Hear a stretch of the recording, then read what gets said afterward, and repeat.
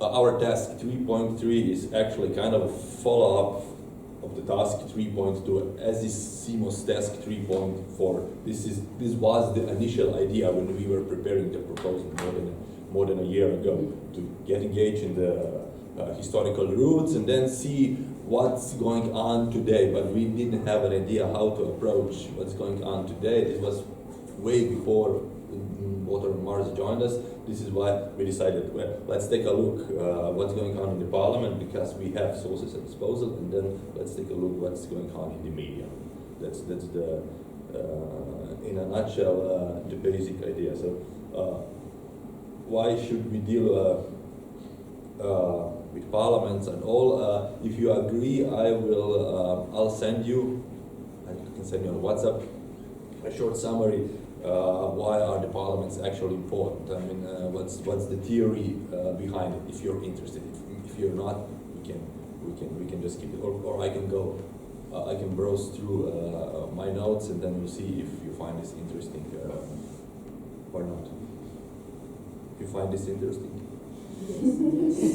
Yes. Or. Should we talk first about the objectives of our task? I mean, the objectives of our task, if you ask me, are in front of us, and we have plenty of time to develop what are we actually going to do, because our first milestone is April 2024, and will be reached today with Kristina's presentation. So we have actually time until April to really develop a clear idea, to see who is going to do what. So if you agree, I'll just browse through some basic right now in 5-10 minutes. Then Kristina will give her presentation, and then we can talk about who is interested in doing what, which name, and if you agree, then we'll in January, February organize a meeting, online meeting, or you can come to Ljubljana, however you want. Online meeting and concretely see how we're going to approach our problems. So the objective, as defined at the very beginning, is to find to what extent are use cases present in political speech in different political and national environments. Political speech is not a buzzword, it's a very well-defined concept, but we'll approach political speech only through parliamentary speech. That's part of the political speech. Why? Because it's the easiest way, and we don't want to bother with too much theory and explanations. So, actually, we're going to check the thesis from our use cases and maybe expand them with concepts and correct them if necessary. We'll see what comes out in WP in task 3.2, and then we'll see how does it reflect in the parliament.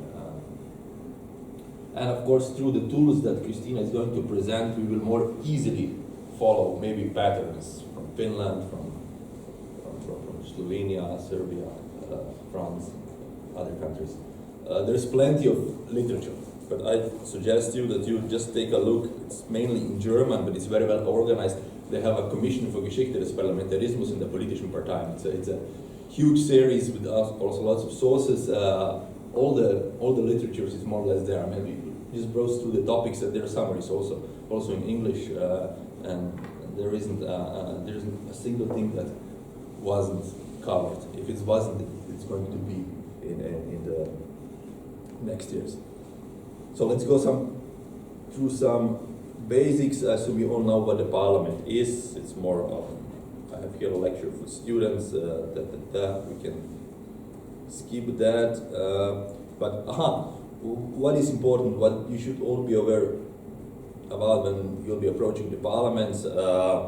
You'll notice the buzzword parliamentary culture, very often used, but it's very, very vague. It varies within Europe. Some theorists even distinguish higher and lower parliamentary culture. I would suggest that we avoid such description. I mean, I use this term as a descriptive category. Parliamentary culture in Slovenia is such, and then I write a few lines and then parliamentary culture in Finland is others. But we shouldn't categorize different parliamentary cultures, because then I mean it could be dangerous and scientifically to it. Which topics are usually studied within this parliamentary culture? We focus on the parliamentary debate. That's a huge field. How parliamentarians do talk about. It's, well, some say that's not important anymore, but I'm quite certain that parliamentary speeches are, especially for scholars, of great importance, because it is a mirror of the parliament, of parliamentary culture, the point through which certain conclusions can be drawn, and it is at our disposal. I often quote one British politician from the 19th century, Richard Cobden. I've heard many words in this chamber that would make people shed a tear, but I've never heard a word that changed the outcome of a vote.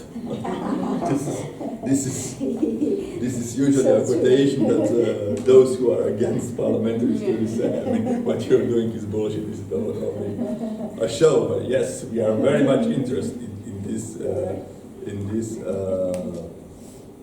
show. Why? This is the second thing that I would like to point out. Parliamentary debate rarely has a creative function. It had a creative function in the 18th century, even before that. Today, it has a legitimizing function. This is very important, because in the democratic society, of course, every decision has to be adequately explained, legitimized, and this is why this is so important.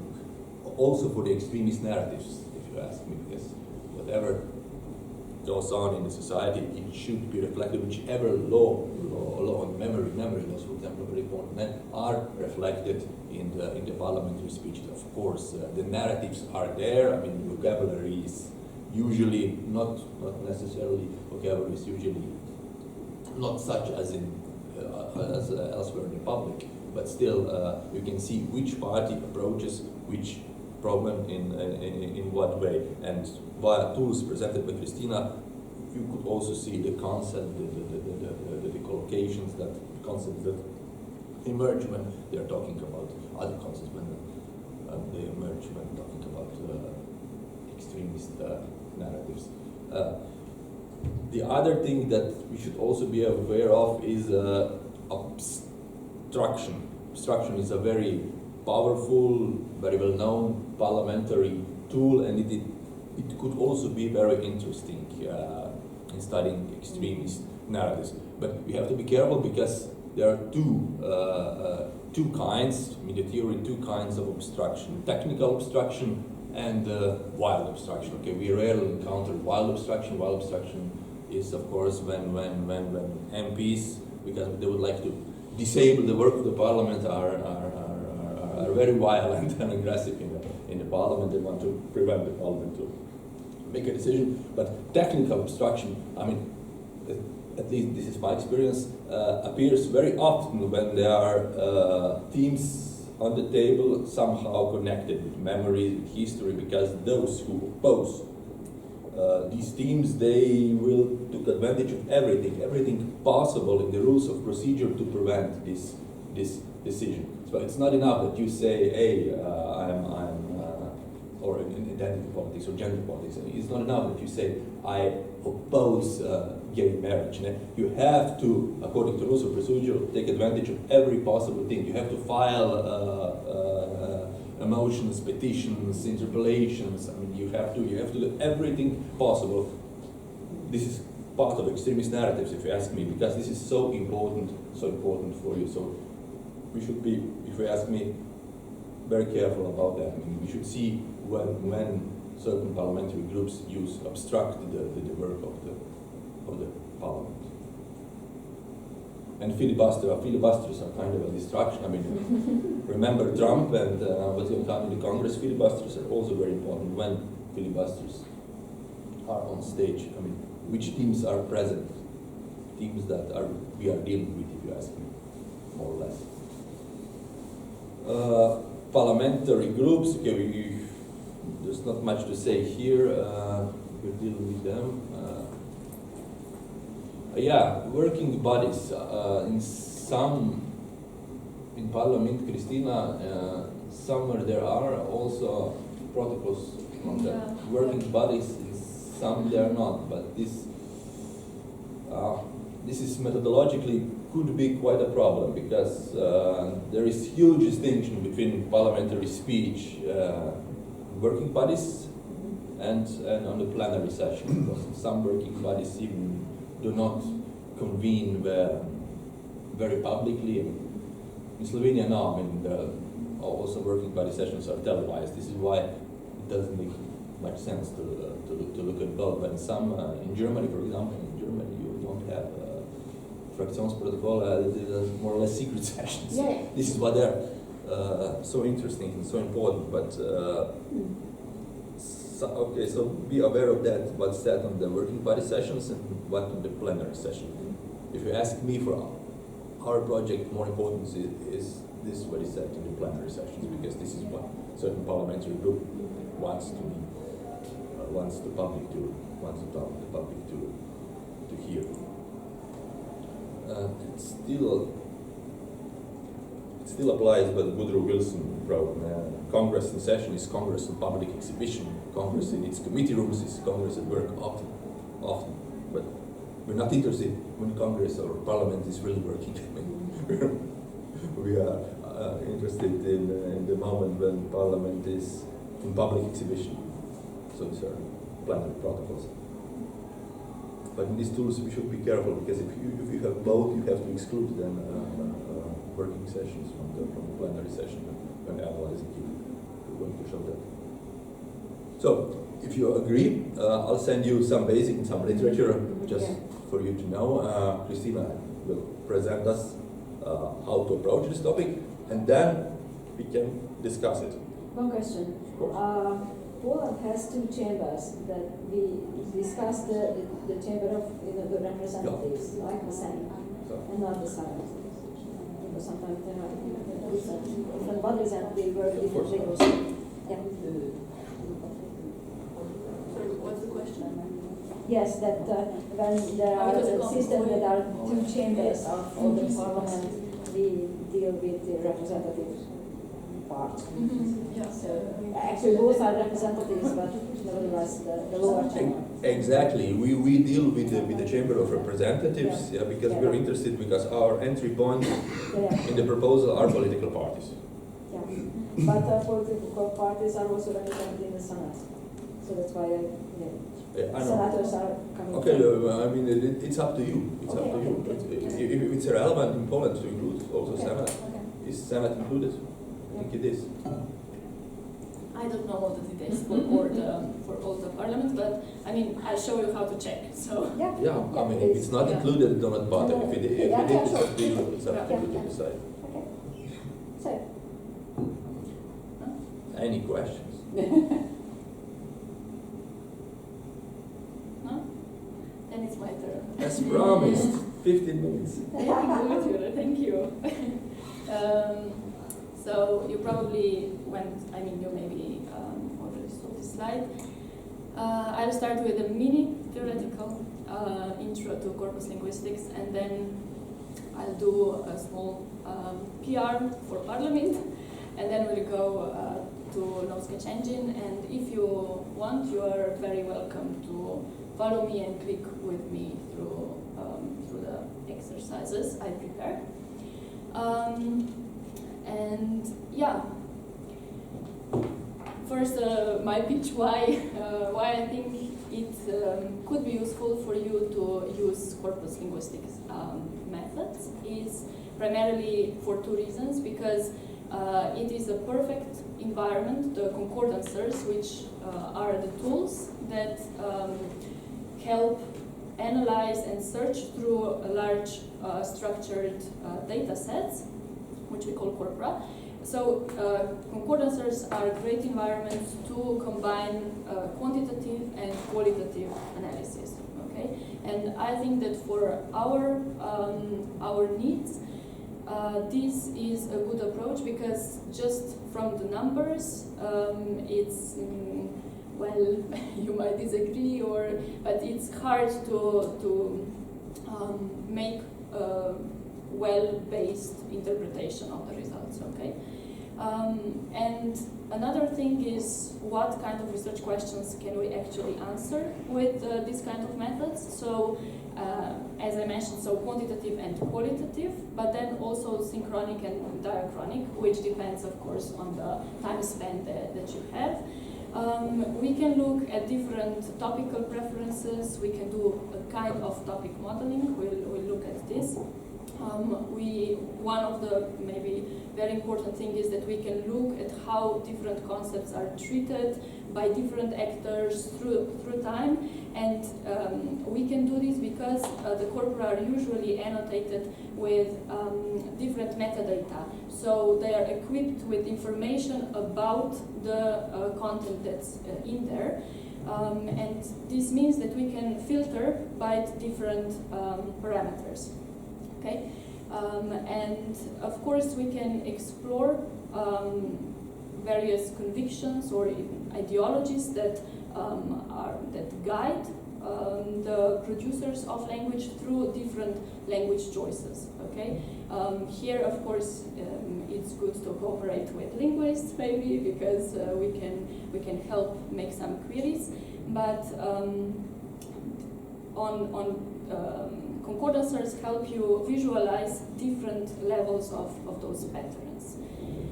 Okay, the fundamental methods of corpus linguistics include concordances with sorting and filtering functionalities, where concordances means a hit that so a search word or phrase or pattern in the context. Okay. The next thing are frequency lists, which are just simply frequencies of the desired phenomenon. Then we have two more complex statistical procedures, which are keywords and collocations.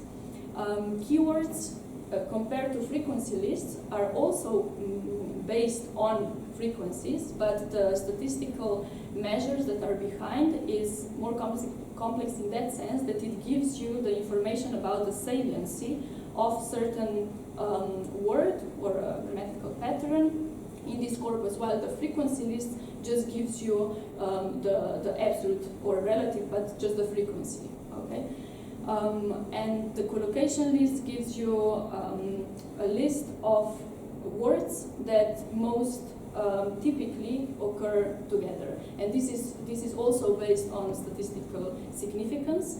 And yeah, you might be aware of this saying by, I think it was Firth.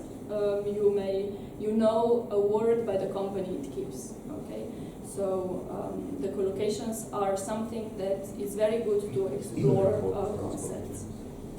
The last slide here for this mini theoretical intro is how to actually approach corpus-assisted discourse analysis. Well, in general, we have like bottom-down and top-up, and top-down approach. And of course, it depends on your research question. As usual, the methods are like this. But concordancers help us find patterns, and then we can start from patterns up and see what they could mean. But you can also start with, if you already have a hypothesis about how certain concept is used by somebody, you can also start bottom down and search for this concept. And of course, the methods that you use, it's a repeating process. So it's not just that you usually start with keywords and then you finish with something, but you can combine differently. But for example, if you want to start from patterns, keywords are a good way to start because they help you extract what is statistically significantly more typical for one data set compared to another data set. Okay, now I'll take a bit of time for PR about Parliament, because, well, task 3.3 is about circulation in parliamentary data, and for this reason we will look at parliamentary speech, not just political speech, which is a broader term, as you mentioned, but parliamentary proceedings or protocols, as you call them. Actually, do you know what's the difference, or is just a term difference, protocols? Historically, there were stenographic protocols because there were stenographers. I mean, Yeah. in Germany, there are still stenographic protocols, literally. They kill stenographers. As a German, you Germans do it old-fashioned, but as you still. see there. Okay, It's okay. other way, the other ways of the other.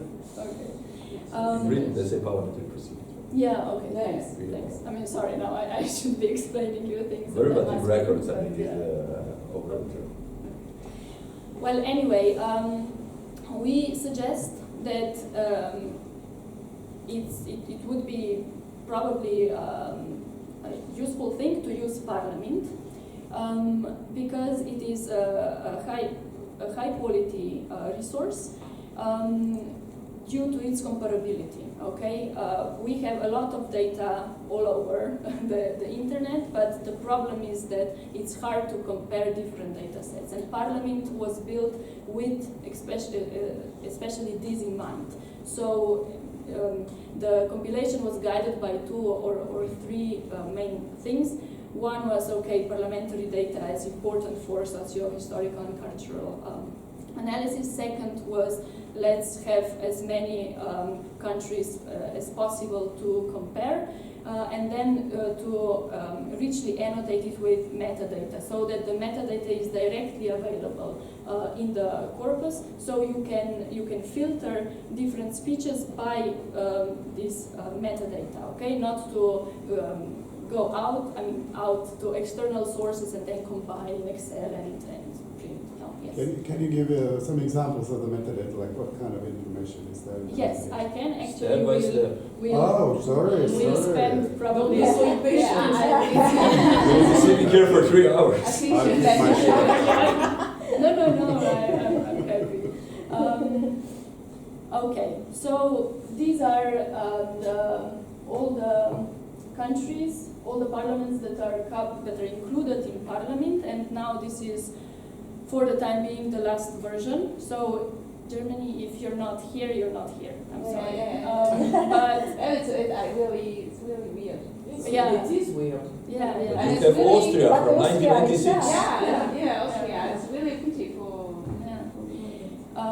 For Spanish, you see that there are also the parliaments of autonomous regions, while for others there are just national parliaments. And Tunnel in Galicia. yeah, that's right. What is one problem that I think might be important for our task is that Parliament includes data only from historical point of view. I think it's only from 2015 to 2020, okay? Not To necessarily. 22, sorry. Yes. I mean, this is the period that was necessary for all the corpora. So you can compare this period for all of the 27. However, some of them also include data that is older, but I mean, you will need to check for the parliament that you will work on for yourself. I mean, we'll do this today. Just I don't want now to list all the characteristics because I did not learn them by heart. Okay, so you can get a sketch engine in two ways. This is important, especially if you work in maybe in some groups where you can have some help from computational linguists and so on. So this is the part below. You can download the data, okay, linguistically annotated and translated data. But for us, it's more interesting the availability of Parliament through user-friendly, I'd say, online tools. And one of them is No Sketch Engine, which is the non-commercial version of Sketch Engine, for which probably your institution also, I mean, probably you'll have to check, but also have access. So the good part of this is that what you will learn today, or see today, you can easily then reuse also in Sketch Engine, which actually enables you also to load your own data. Because it's the same user interface. But on the other hand, the methods that you will see are also included in many other concordancers, so these tools that are used for browsing corpora. So the logic behind you'll be able to apply in any concordancer. The only thing you'll have to learn is where you need to click, okay? But you'll understand what is a keyword list and when to use it, why, and so on. So yeah. And the last thing, I'll only refer twice in this presentation to TED-Talk because it's a good environment. I think, I mean, I find it a nicer environment to check actually the data in larger contexts. Okay, it's slightly easier than in No Sketch Engine, which primarily was developed for, I mean, for linguistic purposes, for lexicographical purposes. So we are, in a way, not abusing it, but we are expanding its uses. Okay. The Parliament includes different data sources, and the primary data source, which represents the core of Parliament, are of course records of parliamentary speech, which include certain metadata that are already available. Then it also includes additional metadata from external sources like Wikipedia and other pages. And it is also richly linguistically annotated. Here I would like to mention two things. These linguistic annotations, we won't go very detailed into this. This is maybe for another time. But the linguistic annotations help us optimize the searches. But on one hand, and on the other also find, then interpret some patterns that can point to concepts. But okay, this is for another time. And the second thing is that it was annotated with automatic tools, and all automatic tools have usually a higher percentage of error rate than a trained human annotator. However, those automatic tools are really, really good. So their precision is like 99.6% or something like this. So the errors that you will see, these automatic tools are language dependent. So this means that an error rate for one language can be different for the other. Okay, I underline this because I think it's good to know that this can happen. So if you find an error, I don't want that this shies you away from using the corpus. It doesn't mean that if you find one error that the data source is bad. Okay. And as a linguist, I'll take just a minute to speak about the linguistic properties of parliamentary speeches. So it's important to keep in mind that this is a type, these are transcriptions of spoken language, but it's not the spoken language in parliaments. Of course, it depends on parliamentary culture, okay? But this is not a spontaneous speech that we can find in cafes, okay? Well, again, it depends, right? No. But more and more often. yeah, unfortunately. But anyway, there are like two or one thing. The speeches that are transcribed according to some rules, okay? Very often now are transcribed automatically, even with speech-to-text recognition tools, and then just revised. But the problem is that those transcribing conventions are not very transparent, And not just that they are not public, usually not public, it also differs from country to country, but it's also hard to get them, even if you go directly to the service. So here I just prepared one example where you see that the official record. Below you have the verbatim transcription that I made by listening to the audio file, and then up above you have the official records. So for I would imagine for general research of concepts, this is not super important. This is more important for us as linguists, what is kept and what is left out. However, for some particular concepts, I would say even like gender, it might be interesting what is actually left out. Okay, and yeah, that's one thing is that Jure also mentioned that there are different types of procedures, if I may say so, in Parliament, but we also differentiate between different genres. And these are not annotated in the Parliament as such, although the language and the way, the type of discourse that is used during these different sessions, of course, differs. So this just means that when analyzing data, sometimes for some concepts we can just use everything, as Jure said, but sometimes it's important to make a subset just of the speeches that you really want. Okay, right. I'll just skip this. Okay, the TED Talk, this is the first of the two slides I have on TED Talk.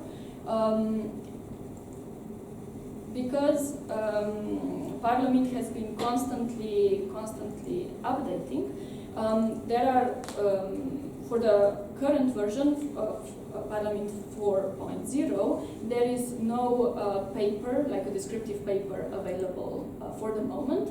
However, there is already, of course, data available of what was included, what was not, and so on. So to get information for your Parliament, you can, go to the GitHub page of Parliament and blah, blah, blah, but you can go to TED Talk, which visualizes in a nicer way those information, okay? So the TED Talk, you need to log in with your institutional credentials, but then you select the subcorpus, and you get first the description. You see like which data sources were used. Here I cut the entire page. What was the encoding process and so on. So all those information about the resource, which are important for later on for not just for interpretation of the data, but also so that you can define your research question, that what you are looking at, that there is even the possibility that you will find what you're looking for. Because if you're looking for something that happened before 2015 and your corpus only contains data from 2015 on, you won't find it, okay? And you also get information about organizations and persons that are included. You get this also in Sketch Engine, but what is better here is, of course, you can Google it by yourself, but you will get some additional information, like for external sources. Okay. Yeah, I mentioned that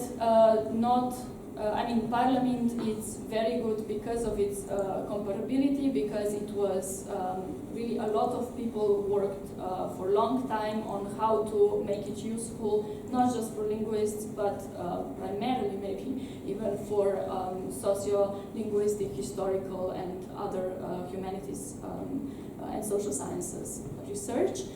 But unfortunately, all of them contain just the period from 2015 to 2022, some longer periods, okay? So what to do for languages that that you want to explore like a larger time span, well, you go and try to find other sources.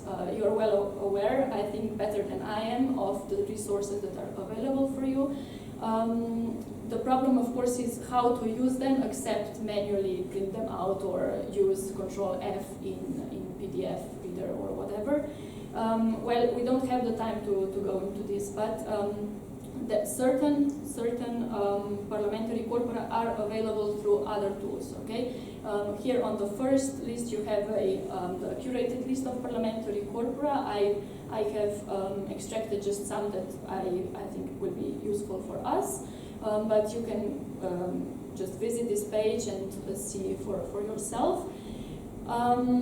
But there is also this virtual language observatory, which is also a Clarion service that can help you find maybe some other, maybe smaller data sets, very particular data sets that have already been compiled, are annotated and digitalized, which makes them more ready to use in different tools, okay, than if you start from just scanning some protocols from, I don't know which year, and then going through the whole process of digitalization. For European parliaments, the offer is not so wide regarding concordancers. In Sketch Engine, so the commercial version, the Europarl and Eurolex are available, but of course there is also the European Parliament's open data portal that has a lot of data on European parliamentary proceedings and linked documents. The Europarl, the problem is that it's not at all annotated, but it's very poorly annotated, not just linguistically wise, but also with metadata. So if you want, you need some information about the speaker or about all these things if you want to do some interpretation later on. So it's harder to search through it.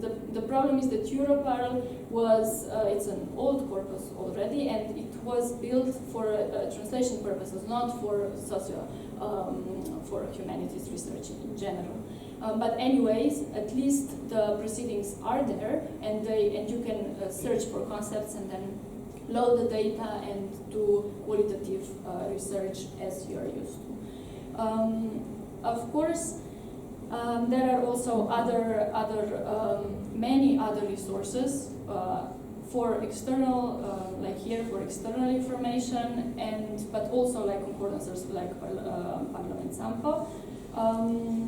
And one that I'd like to point out, which here is a small asterisk because only Finnish data is publicly available, but you have Germany for a very large period actually. Sorry, I did not put it. It's not just until 42, but actually until the present moment. Yeah. And in iAnalyzer. I have the credentials because I was a tester for this tool, but I'm sure you can. We can get in touch and get credentials for German data. It's a different tool. It allows similar methods as Sketch Engine, but it's not that detailed. But yeah, at at least least because all the protocols are online for Reichstag and Bundestag Exactly. until today. The problem is that they are not. But actually because they I are. use them for my. Yeah, but actually they are in iAnalyzer, and if you wish, because this mainly concerns you, but also maybe friends. If you wish and if you have time, I can show you the iAnalyzer also later on. So you can, maybe you can use it later on. Okay, and then about your data, you can use, like I said, different concordancers. Okay. Sketch Engine is a commercial one, but even if I think the last time I looked was quite accessible. Or some that are free and are also very powerful, like Lengthbox X. Of course, there are others, and you can look at the Clarion site for different tools that are available, but I'm pointing out this tool I could also say AntConc and so on. These are all the tools that have inbuilt taggers, which is not the best, but it enables you to load just, for example, just PDFs or something. You need to do some cleaning of the data, but you don't need to go to some computational linguist. Okay, can you linguistically annotate my data and then load it and so on? But you can do directly just the text that we are used to. And Orange, for example, which allows you manipulating with data in more through like visual programming. So it's much easier than actually writing the code. But yeah, this is for another time maybe. Here you have some useful links, I think, related to Parliament and Sketch Engine, but maybe one thing that I would just like to point the attention to is this tutorial which we wrote with my colleagues, and it's slightly what you will hear today. And so if you miss something, you can go back to this tutorial and slides, and you will get the information. The problem is just that this tutorial uses another user interface, so you'll need to combine these slides with the theoretical things in the tutorial. Okay, so now we'll start exploring together. Almost there. I have 3 intro slides again, and then we go into Parliament. So I mentioned concordances allow you to just visualize data, search for data, and then show them in context. Excuse me. What's the difference between concordance and concordancer? Yes. I mean, dancer, how do you say it? Yeah, it's I know. Very confusing. Yeah, Dancer. Yeah, and I usually just match something. Well, a concordancer is a tool that helps you to Okay. establish the concordance. And concordance is the okay. The concordance is these are the lines Okay. which show you the keyword in context, which means the word or the pattern that you search in context. So this view is called concordance. Yeah. Each hit gives you a concordance line. Okay, and it's enabled by a concordancer. Yes. Concordancer is a Google. This is Google. Yeah, Okay, thanks. Yeah. So, but it also allows you like some very descriptive statistical measures, just frequency list, and some more complex statistics, like with which here I just performed what collocates with partido. Okay, apparently Popular, Socialista, and so on. Yeah. Okay, the one thing that I usually try to underline, because when you open the tool, we always jump first to, okay, let's search something, and then let's just click around. But I think that for responsible research, it's really, really important that you understand on what data you're working on, because this is much easier if you had to physically download some PDFs or whatever, while here you just have so much data, and yeah, you might get lost in what's actually in there. So to know what's in the corpus, you'll go to either corpus info button or this button, which is available on whichever part of Concordancer you're in. And it brings you to my favorite page of the Concordancer, because it tells you practically everything. It not only it gives you like links to some external corpus description to repository, but in this column it tells you how the corpus is actually structured. So here you see that it's structured through documents which actually refer to speeches. Okay, you can already see that the number is the same. So parliamentary speeches, and those documents, okay, this is usual, are divided into paragraph, sentences, and words. But then there is this difference between tokens and words, and tokens is token is a very important notion in corpus linguistics. We usually talk about tokens, not about words. But the difference, it's not. I mean, what is it is huge. I mean, the difference is that a token represents the smallest analytical unit there is in a corpus, okay, and it includes words and what we call non-words, okay. So also punctuation signs and alphanumeric combinations and so on. While words are, if we just take this traditional interpretation, is a sequence of characters delimited by a space. Okay, so yeah, when you see tokens, you know that this what is counted is everything there is in the corpus. Okay, not just words, and. So this means that, for example, if you have a compound like pomme de terre, it's Yeah. 3 tokens. Well, yes and no. Oh. Yeah, because this depends on the tagger that was used, and you can check this to be sure Oh, I see. how it was treated, and then you know. So it and may you be find- one token also, Exactly. depending on the tagger. Yes. Yes. Okay, so this gives you like the total number of the absolute number of everything there is, and this gives you the different forms. Okay.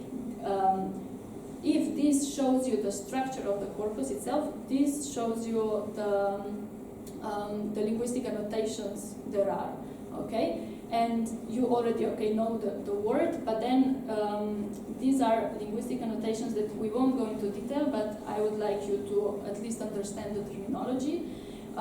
So lemma is again a very important notion for us because this is the base form of any word. It's not so important for English, for example, but for all other languages that have a lot of declinations. Thank you. It's really important because it helps you optimize your searches. You'll see later on.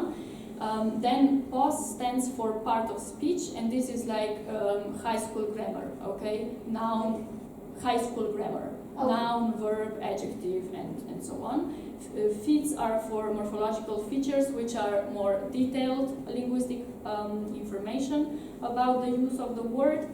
And then you have also dependencies, which is information on syntactical relations between different words in a phrase. So if morphological features tells you things like, okay, in which grammatical tense, is it future or present and so on, then syntactical information tells you if it's used as a subject or as an object and so on.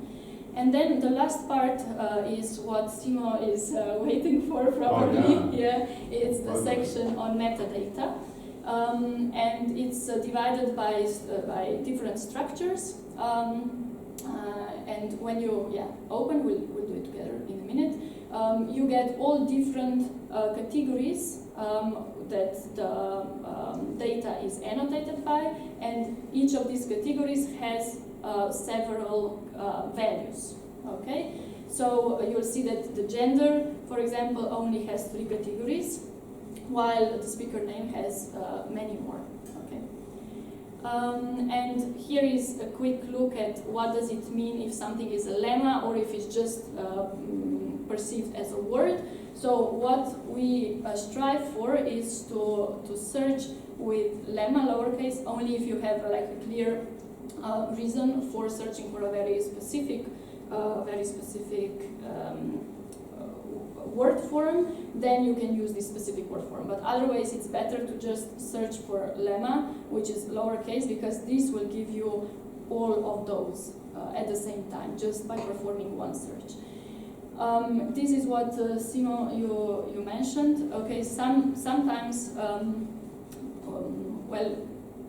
like I said, it depends on the tagger how things are processed. Okay. Automatic tagger or person? No. These are all automatic Okay, taggers. okay. Nothing was. I mean, metadata was partially collected manually, but all these linguistic annotations were performed automatically. Okay. So you see that here "nd" is treated as one token, although we don't say "I do "nd" thing," okay? But this would be one word, okay? For for when you see it typographically. Okay. Right, and here you see these logs and whatever. So the parliament is also annotated for what we call named entities, and this means that the different organizations, locations, and persons are annotated, specially annotated. So you can search, for example, all occurrences of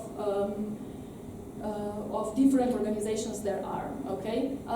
But the problem is that, again, this was done automatically, so look, here we already have one mistake, but it's not just, I mean, I still needed to look a bit for the mistake.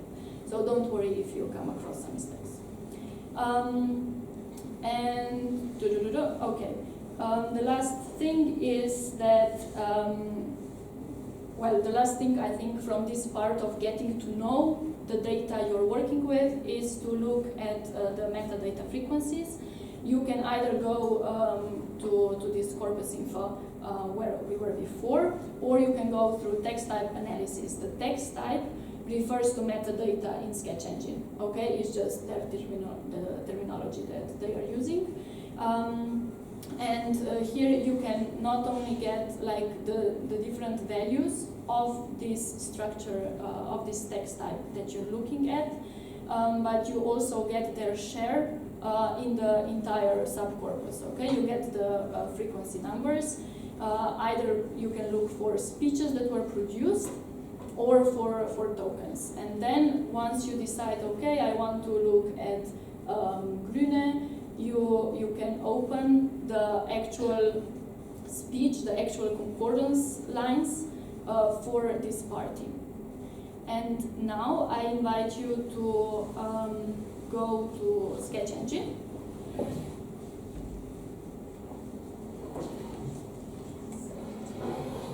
So please go to this. It works again with No, I don't. So it didn't. Yeah, now it works. Yeah, but I tried it. Okay. Just a moment ago. Works Something again. is. Oh, okay. You will need to, as it's written here, you'll need to create your own credentials, but it's free, okay? Yeah, I can do whatever. Yeah, whatever you want, and then these are yours, and you can always access Scalog. The reason behind here is that this is one of the deployments of No Sketch Engine on Clarin SI, and this deployment allows you to create. It's like a Google Sketch Engine. Yes. Sitten Helsingin yliopisto. Yeah, I have to create my. Yeah, you all will need Yeah. to create. Yeah. I'm a. Comment? Si, j'ai pas encore essayé, c'est ici. Non, tu as Sketch tu Engine. mets, Ok, sur Google ok, Sketch Engine, Ok. sign Do in. you see or Can you use this Clarin thing? Yeah, you should use this But you have to register. yeah, you will need to Okay. register, so sign up now. You will need to fill in the form. Oh, okay.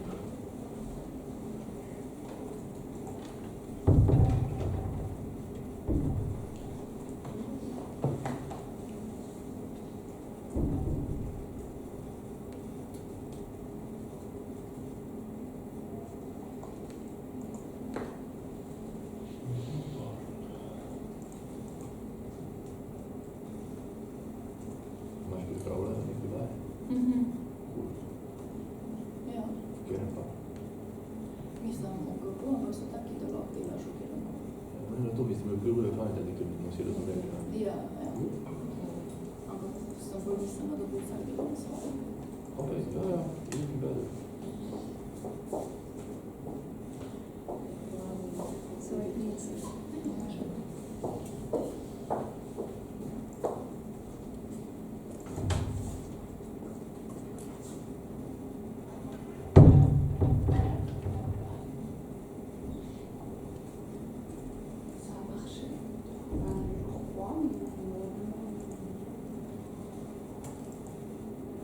Something went wrong. Yeah, with the- and the institutional login, right? No, it it shouldn't be. No. No, yes, it is. You have to click cancel and then it's sign not, up. in a, Yeah. Then just Peruta, I think. yeah. Yeah, but then he And then decline all. me to have a Ah, okay. username. Sign up now. Okay. And And now. then, yeah. Okay, there's one. So not the sketch engine, but you need to go to this URL. So just copy HTTPS. Oh, okay.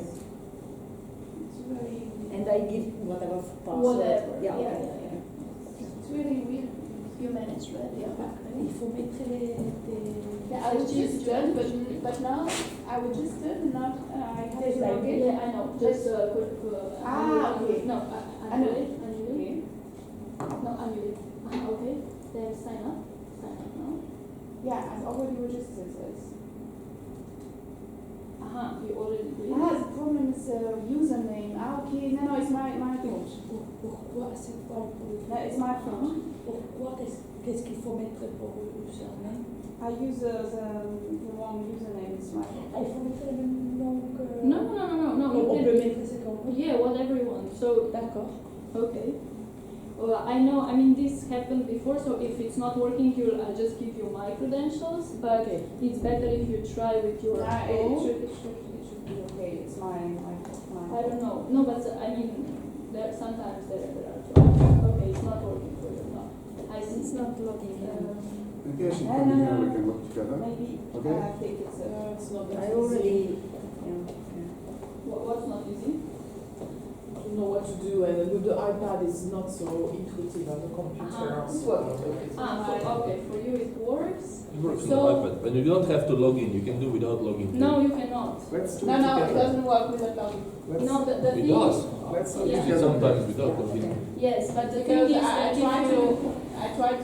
when you click on the link, he demands a username and. Yeah. The thing is that if you use the no login deployment version. It's okay. Perfect. You cannot create subsets, Something and went this wrong, is yeah. very important. Yes, Cornel, did you manage or not Yeah, yet? but it's very slow. Okay. Yeah, because it's also because of the iPad.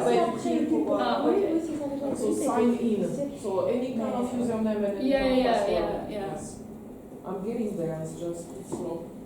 It's difficult.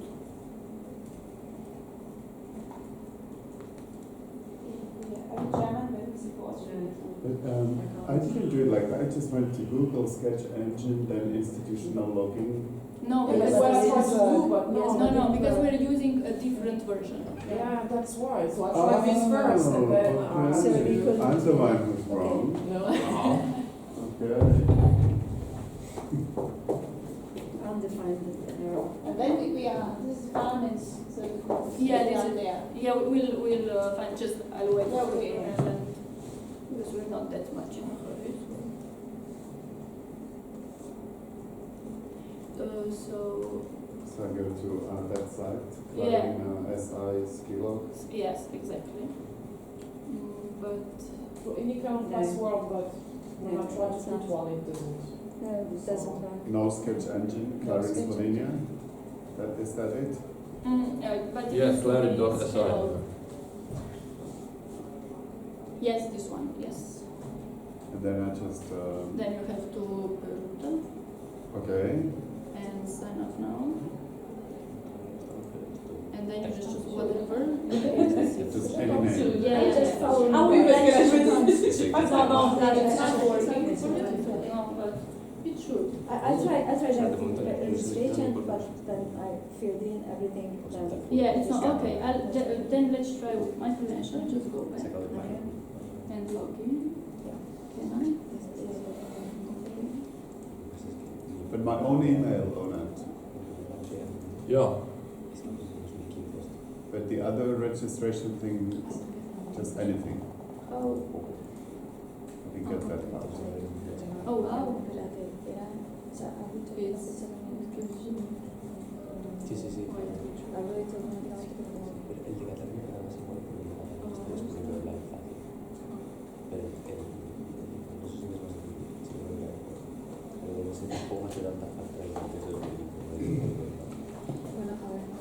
Did I understand correctly that I can just put anything here?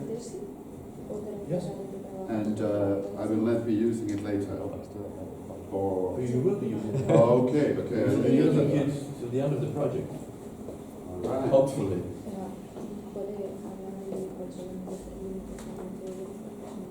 I mean, you can log in again or create new user account You later. manage to do an edit? Yeah. Oh, for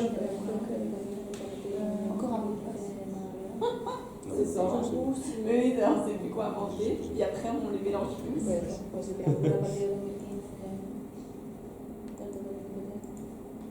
This is really interesting because I get it. Igual puedo utilizar un total de persona. Saltar de arenas, no sé cómo de dos horas. Personal. Pero tu personal, mira a ver si puedo utilizar esto, puedo utilizar What is it? Okay. It's not, it's No, failing. okay. So I don't know. Maybe we can try again. No, it's not. Sí, exacto. No, I try to, follow up with. Entonces es lo que estaba pensando. This is so short. Let's make sure because it's not even open. Yo cogí un grupo de los diarios. Because I had a problem at the beginning. No, I had no connection, but now I have it. Yeah, no, but for it's not. It's like if something is blocking. Okay. Can you? Working, yours working. Do you have another? Can you working. use the?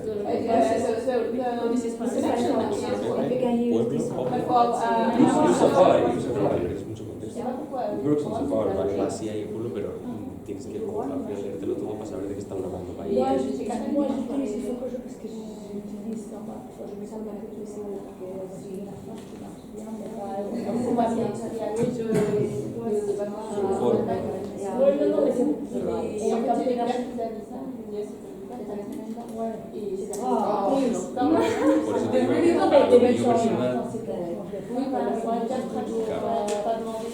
Ouais, ouais, faut. Et le partage, Moi, le partage, je le fais pour que que j'ai pas assez, c'est que ça tire sur la batterie. Ouais, c'est vrai. Mais c'est vrai que moi, les C'est plus partages, ça en fait, c'est que ça moi, tire. je fais pour parce que je claro, les gars, que j'ai Oui, moi des aussi, problèmes. hein, je les utilise jamais. así que ya les van a ir a un lado. Sorry, Y dices en la calle, Yeah, can you tienes open aquí it? satélites de los partidos, van a Et une fois, j'ai fait ça, exact négatif. Ouais. Et j'ai fait Just juste ça, this, j'ai yeah. fait pas avec le téléphone parce que No, no. il rigolait, il a fait ça. Ça marche pas. Cuando le tienes que ir directo, Yeah, Lena, but me, can you Sinon, on a open this line? pero bueno, bien.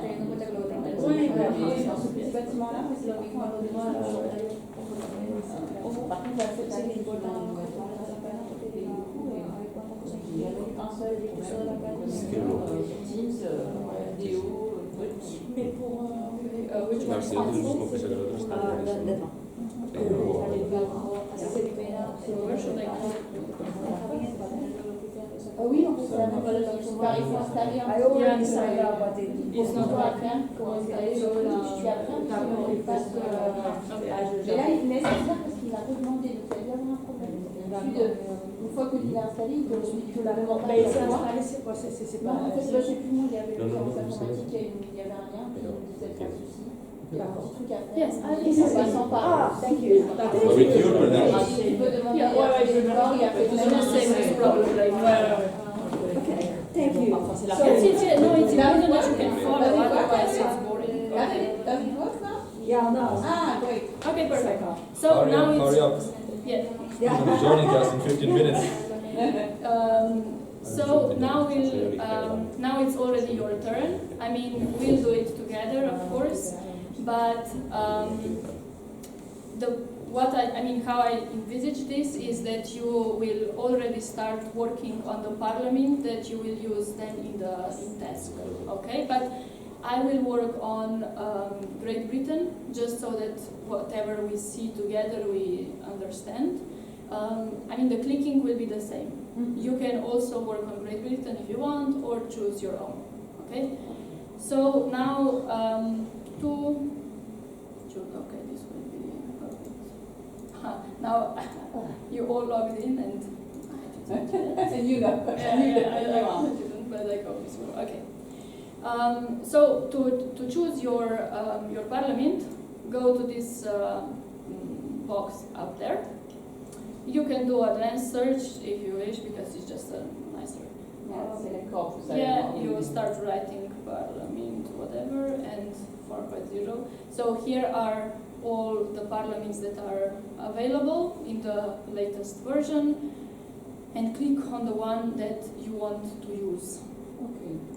So for me, it will I think Austrian. It's German. yeah. Are you with me? Yeah. Did you choose your own? Yes. You go here, Yeah. advanced search. You can input. So it can be whichever, because they are like for French, there are several. No, try. Try yes. Parliament. Yes, several of them. Yeah, there are several parliaments. Yeah. Yes, but 432, so the yeah, 4. yes. Yeah, the latest version. This number at the end indicates the version, and usually it's the best to choose the highest number, because it's the Yeah, best. just to make sure. Yes, perfect. Okay, and then your landing page is the dashboard. Okay, it's here, and this gives you access to everything. And we will start by looking what's in your corpus. Okay, so if you remember, you can go to corpus information page. Yeah. And you land here what you already saw. We won't go into detail about these ones, but we'll go to metadata. Okay? So if I close this, just Sorry, very important for us is corpus description, because it tells you which period does it cover. it doesn't actually. Yeah. This corpus description, yeah, but you need to go to TATOC.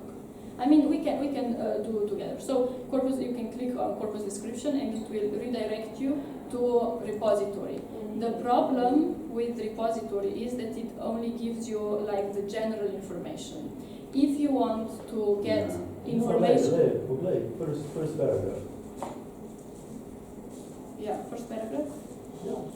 Starting 15, extending to mid to the 22. This is very important.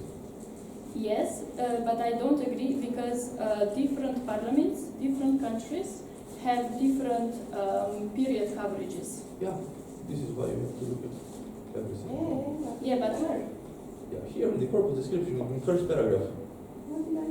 But it tells you about the parliament In general, it doesn't tell you about the Slovene data. Yeah, oh shit. Okay. Yes, Sorry. yes. No, it's good. So that's why I mentioned the TATOC, okay? So the TATOC, you have it in the slide. We won't go, I'll just show you so that you're more aware of it.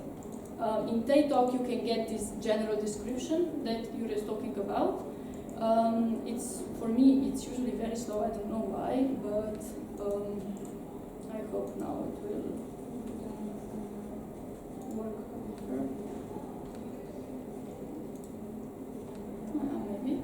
So on TATOC, okay, you select the subcorpora. I'll select again the Great Britain, and you get this information for your particular subcorpus. Okay, data source, data encoding, and so I don't understand what happened. I opened and then I think I closed it accidentally, and I can open it again. Okay. Let me get. I don't know what. I had opened up. Yes, because it's already selected. It's fine. Just go here to. Okay, it's It's just fine. and then okay. Yeah, I thought it was okay. Yeah. I had it, but then I closed it. Yeah, and I I know didn't- this is a bit confusing. And I didn't I find the agree. dashboard again. So I agree. But okay, here you get like this information, and you see that Great Britain is actually only from January 2015 to July last year. But for you it might be different. This information, however, you can also get directly from Sketch Engine, but not in such a nice way. You need to click a bit around. But let me go to metadata. So your first task. Metadata, text types means metadata. Yes, text types means metadata. That's the terminology. Yes, Yeah. and this is like metadata in its non-linguistic annotation. Well, yeah. So your task is to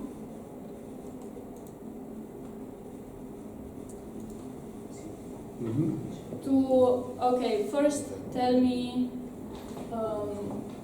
look how many speeches it contains. I see. Yeah, okay. And then we try to see which information, which metadata are encoded about the speaker and which are encoded about the speech. Okay? Can anyone tell me how they can do this? Can you repeat the question, please? Yes. Which information can you get that tell you something about the speaker, and which information can you get that tell you something about the speech? Oh, there's a lot of big info here. Yes. Party name, MP, minister ID, gender, Yeah. birth. Okay, perfect. And about speech? Role. Yeah. And about the speech? Date. Okay. Speech ID. Meeting. What does it mean? Which? Meeting. Yeah, it's the date of the meeting. Speech sitting. I don't know what that means. Yes, these are okay. Party orientation. Okay, so now please. Sitting. Yeah, now select one that you are interested Speed in. meeting is what type of session? Regular. Yeah, it's Okay. actually explained. And sitting. Thanks. Speech sitting. The sitting is, I think, when What you have just said. No, this is meeting. this is Oh, meeting. that's Then, the term is, from one election to another election, and then the sitting is, for the British one, it convenes, like, the general twice a year, if I'm not mistaken, and I don't know what it means C'est les for other. sessions qui Ja. les Sitzungen. Nein, das ist nicht Sitzung. Das, This is the session. Yeah. Another session. This is the Because session. 219 is a lot of session. But let's explore one of the. If you're one that doesn't have only one value, okay. For example, party name, okay. And you can show the statistics by clicking on this. Okay. So you already saw this because we selected here structured frequency. This means that we will get the number of speeches. If you select the token coverage, you will get the number of, if I may say so, like of words and non-words, okay, that were produced. This is interesting sometimes to compare.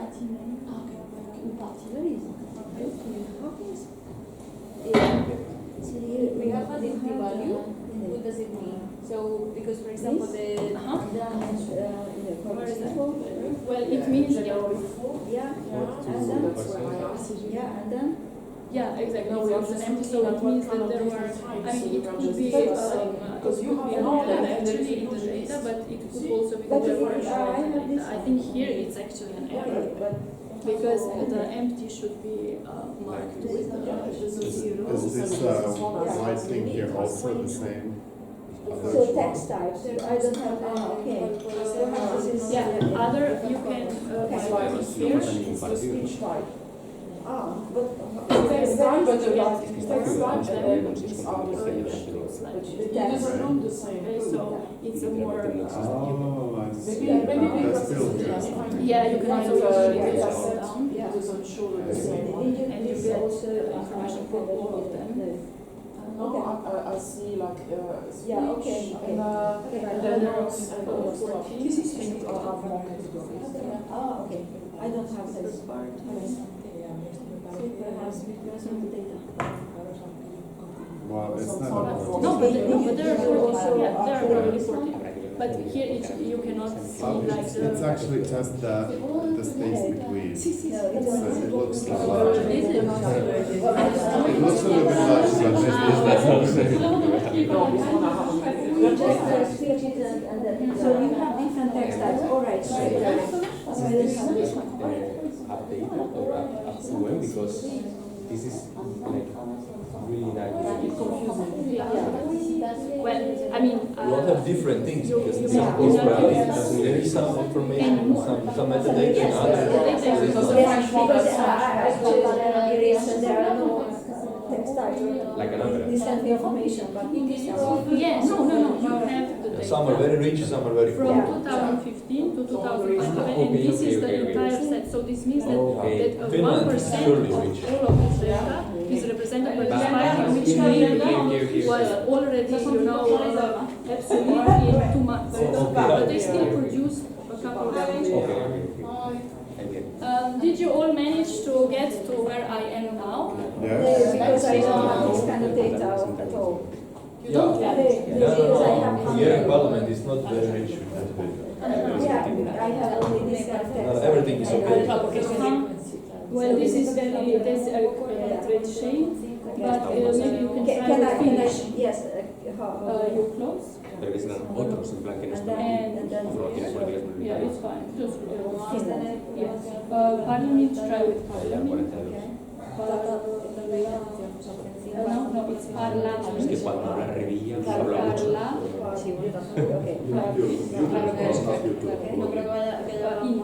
Okay.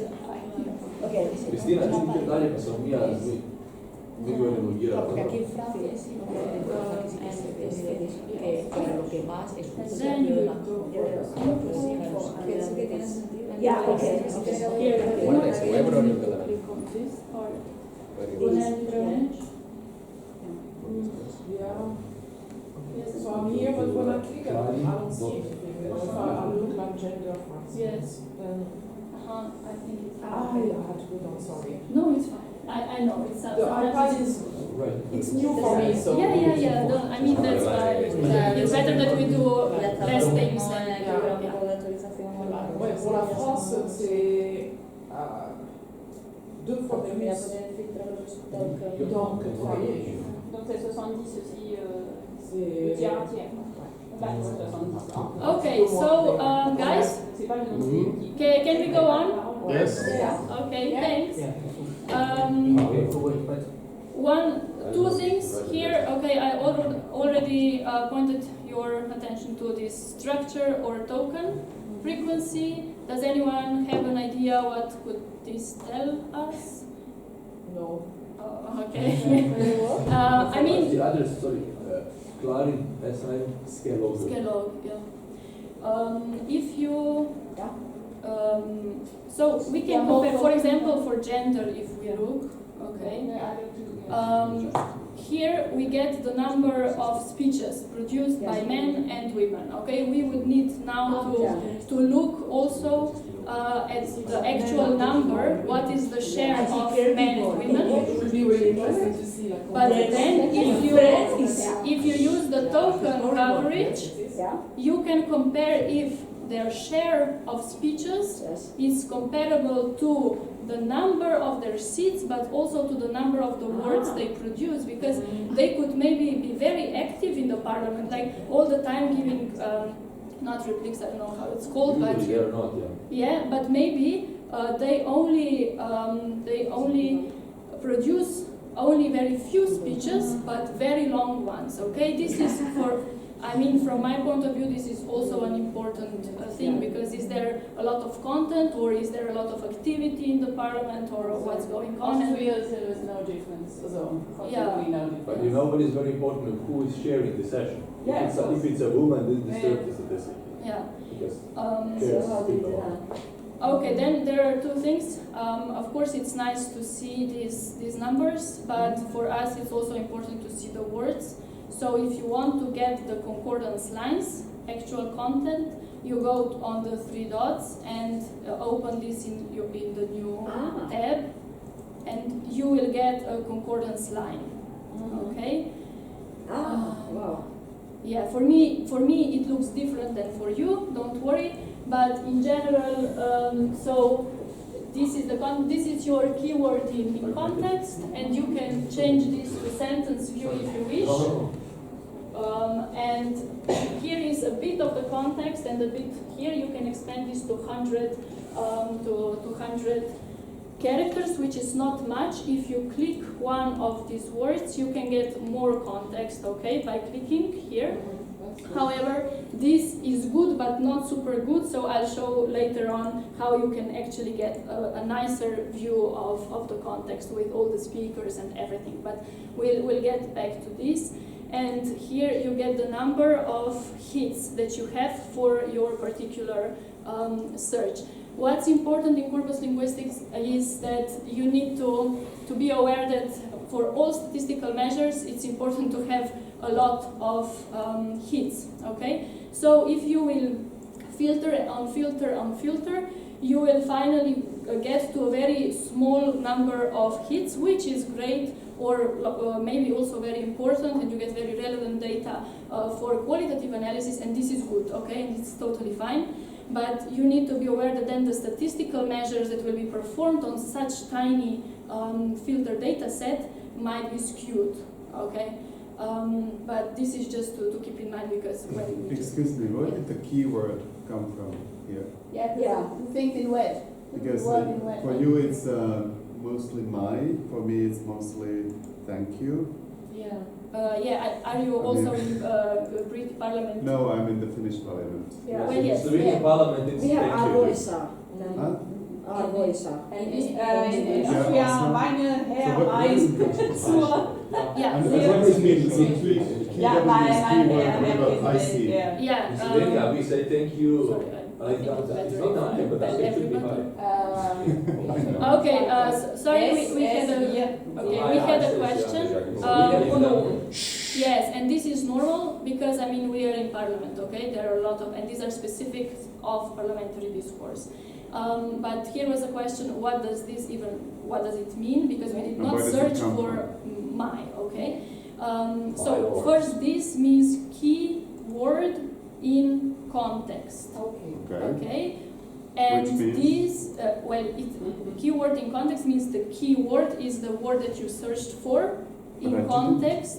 Yes, you did, because we searched for everything that man produced.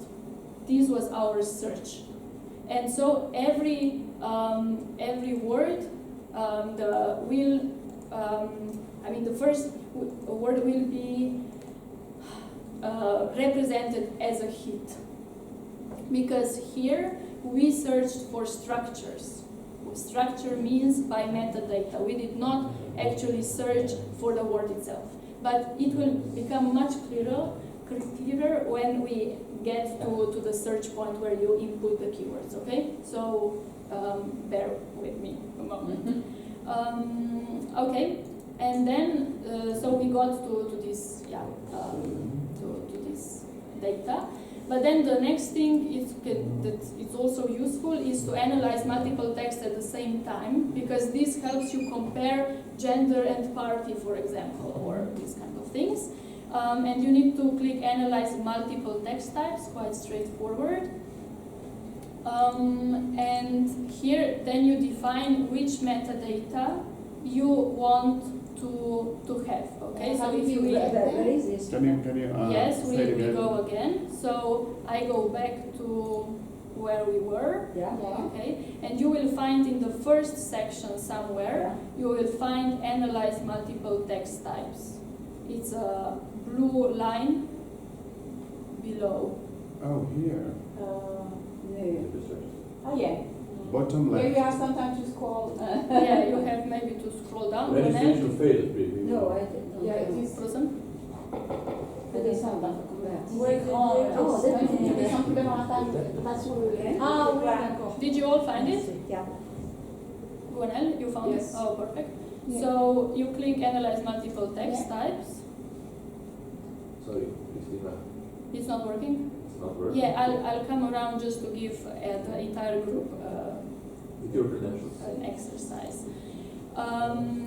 So let's say we want to know about the number of gender, and well, what would be a interesting thing, party, or I don't know, in your opinion. Let's say party, or yeah, let's say party. Okay. Parce que là, on est vraiment. Are we on the same page? Speaker. Yeah, speaker party. Speaker. Speech. Yes, Speaker speaker party, yes. Okay. And then you just click go. Go.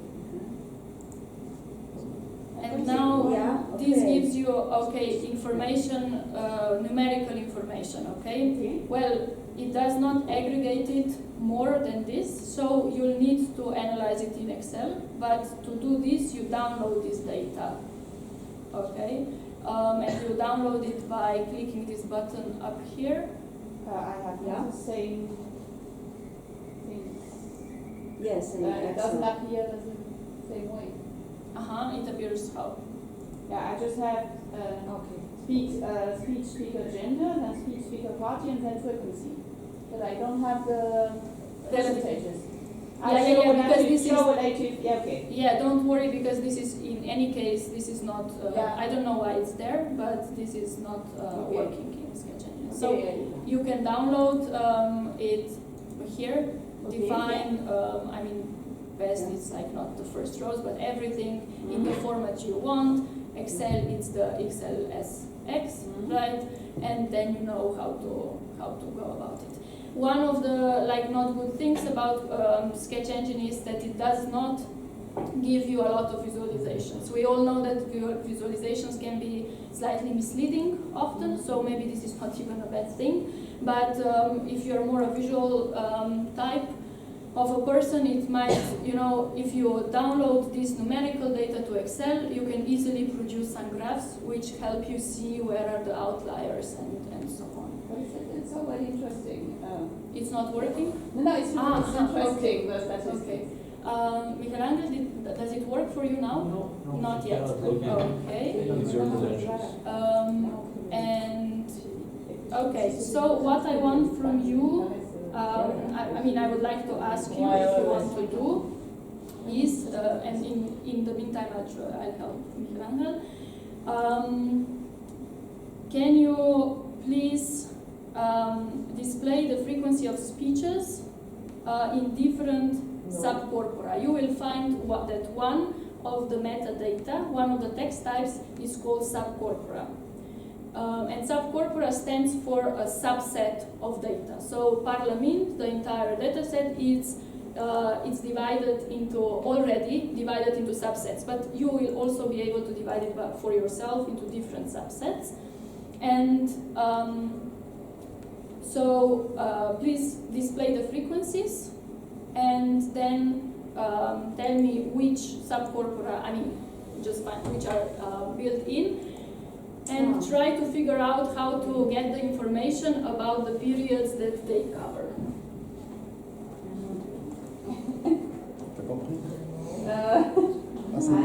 So this is natural. I'm like messing around a bit with the tool. Simon, have the answer already? I don't know what to do. Can you help me? Yeah, but I won't. You have to try. It's But a I don't know simple what tool. to do. So frequency subcorpora first. As a subcorpora, much it could be. Yeah. Do I have to do the subcorpora myself? Yeah, because it says there is nothing there. Yeah, but somewhere there are, but somewhere there are not. I have COVID corpora. COVID, I have COVID corpora too for some reason. So yeah, it doesn't have a subcorpora. Mine doesn't have. Okay, sorry then. I don't understand. Does Finnish corp have any subcorpora? We're supposed to use a corpora. Subcorpora, manage corpus, Yeah, then you will subcorpora. do your own. So I have to do my own subcorpus? Yes, we can. Take a look, manage subcorpora. Huh? What is supposed to be? Take a look at what? Initial dashboard. Okay, here. Yeah? Manage subcorpora. Kristina. Where is it? We need your And then up corpus info and manage subcorpus. Manage corpus. I don't have that. I don't have. Yeah, First, in corpus Then info, subcorpora.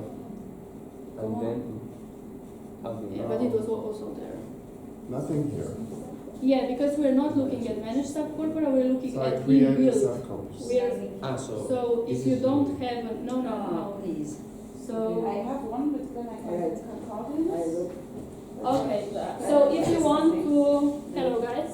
If you want to look at those corpora that are already inbuilt, I told you that it is under text types already. Yeah. Okay, and subcorpora stands for a subset of data. You can create your own subsets, but there are other subsets that are already inbuilt, and now we are exploring those subsets. And for this, you go to the list of text types. How do we get to the list of text types? We click the info page. And the list of text types is under text types, okay? This is the metadata, and I told you, most of you, some unfortunately not, will have the subcorpus metadata, okay? And here you can display the subcorpora. Hi. And well, for Great Britain, you will see that there are 3. So did you manage some problems because you missed all the important ones? So did you manage to find? Claudia, you said you had some problems. I have it.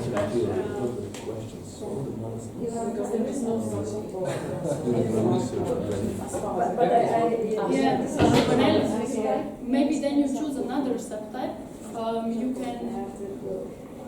You can do maybe what would be a good one? Maybe do the term. Choose the term, and you can follow then the other steps. So you have the parliament subcorpora. No? Okay. And now we'll try to figure out which periods they actually cover, okay? Because they are not super informative. Yeah. So for this, you need to show the list of all the speeches that are in the particular subcorpus, and you do this by clicking the 3 dots. Okay, we already saw that. Reference. You can do whichever you want, but yeah, let's here do the reference. And then we want to know some more metadata about this particular subset, and we do this by selecting the frequency button. Okay? It's up here. Have you all found it? Because then you will get lost if you don't know it. Okay? Katalin? Not yet. Michael Angel? You're lost. I mean, are you? No, but Michael Angel, are you interested? Okay, are you interested? You want me to show it? Okay.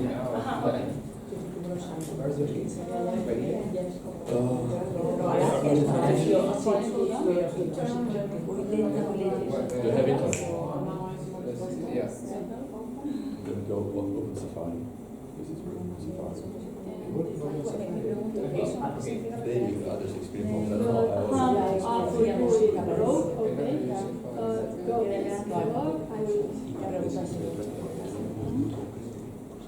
Are you in Safari? No? Yeah. Can you just go Bueno, digamos que he utilizado eso para ver el periodo en el que se campaña Slide.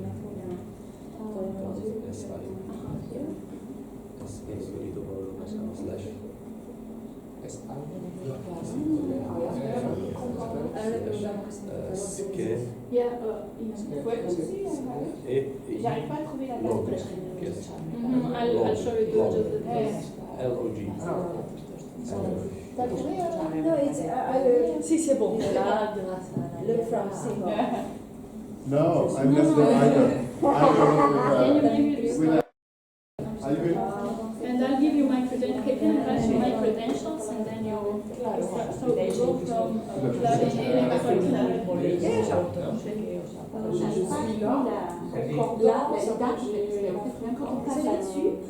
you know this better.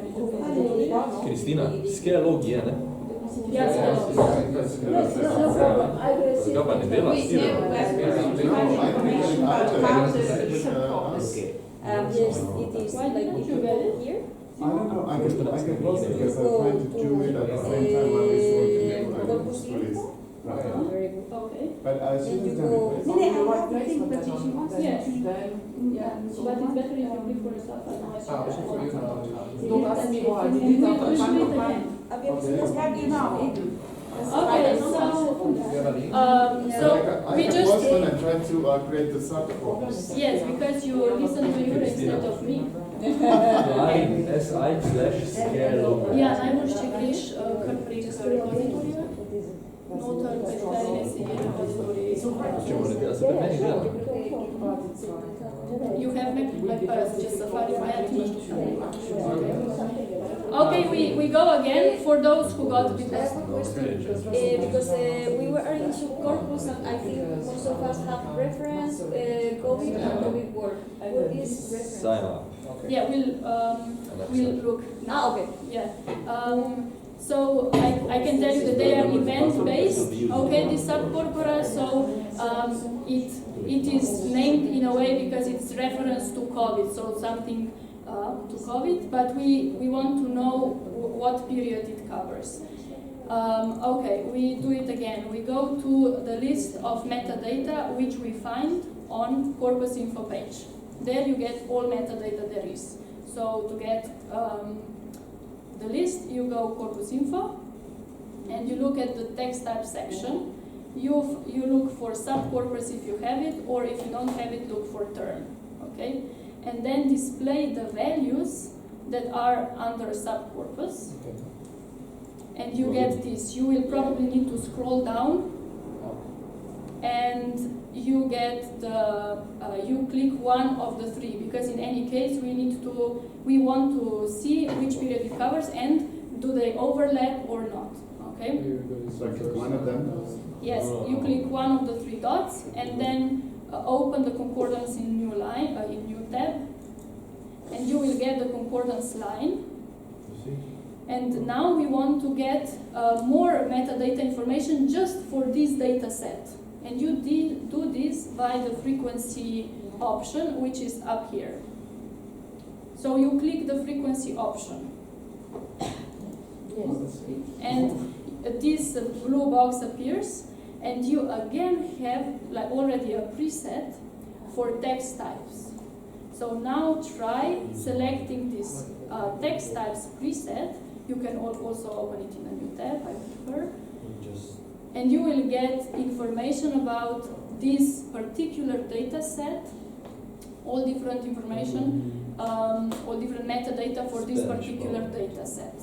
Okay, so we know that we are in the reference subcorpus because we selected the reference subcorpus. Okay, and this means that in this selected subcorpus you have speeches from lower and upper house in the British Parliament. Then you have the information that you're most interested about the speech date. You also have the term, which you can search because you don't have the subcorporal winner. Okay. Sessions sometimes are, this depends on the parliamentary structure, parliament structure, so sometimes it's annotated, sometimes it's not. Okay. You get information about the speaker. Was the speaker an actual elected representative of the parliament, or it's an invited speaker, and so on. Is it a chairperson or a regular one? The name, the gender, so all the speeches in this particular subset contain speeches from men, female, and undefined. I mean, not there was no information. About the party, we already saw that. This is just the long name, status, and orientation. Anyway, but we wanted to know about the period, right? So you go up, totally to the,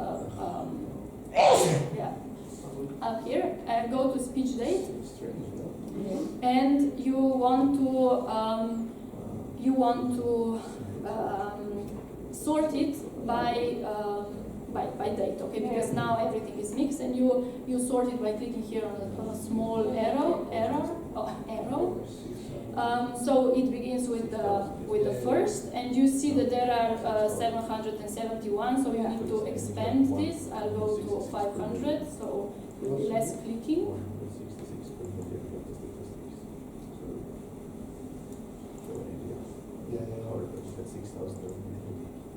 And you get the last one, which means that, okay.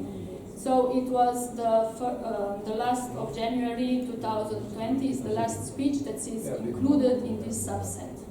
So in order to get the information about the subcorpus, I mean the other part, the COVID part, you would repeat the process, select just the concordance lines, here, wherever, just the concordance lines of COVID, then you show the frequencies for all the text types. You could also choose just the text type you want, okay? But I prefer the preset because it's quicker, but otherwise we could just do the speech date. Go. Can you repeat that? How you're free I am in the And if we now, what you want me to? From that point on? From that point on? Yeah. Okay, so we sort by date. Yes. So we see that the next, if you remember earlier on, where was it? We had the last of January 22 was the reference corpus. And now we start with the 3rd of February. So apparently the two subcorpora don't overlap, right? This is important when you search for, so that you don't interpret as something is appearing twice, although you look at the same data. You wanted to ask, so I just click the small arrow here, and then you need to show all of them by selecting this, and then if needed, clicking through the slides. Okay, but I will now tell you about the inbuilt subcorpora here, so that that you know. So there is a reference subcorpus for those who have it. COVID and war subcorpus, which is called actually COVID war now, and they are event based according to these events, and that's all. But I told you that you can also create your own subcorpora, so we will create like 3-4 of them, so you get used to it. Now we go back to Sketch Engine, to dashboard, and we go to manage corpus. So now, Simon, this is what you were explaining before. Yes, manage corpus. Corpus, not subcorpus.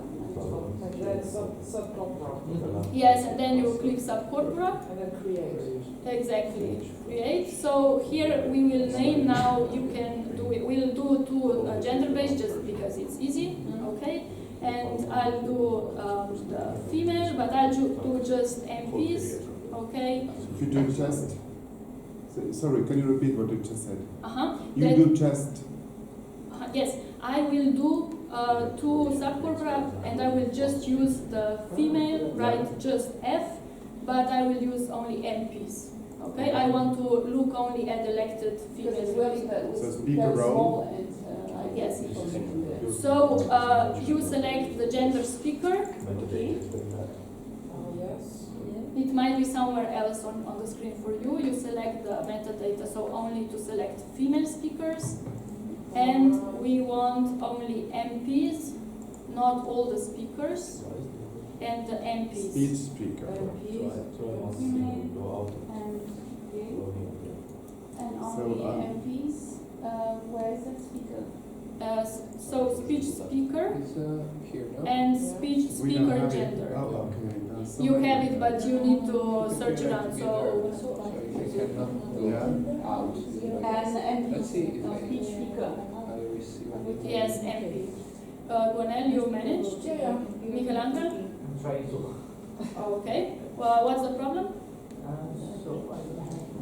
MP It's the dashboard, then dashboard. Yes. So we go back. Dashboard, manage corpus, Yes. Subcorpora. subcorpora, Subcorpora. Okay. create. Okay. And then you select Then you select the metadata, and it's good to name it at the same time. So I will say F female MPs. Okay, so that I know which metadata I selected. I give it to select. You give it a name, and then I have to give it a name. Yes. Yes, you have to give it a name, and then you select the MPs only and only gender. And then I have to. Then you Yeah, okay. select create Yeah, I subcorpus. understand this now.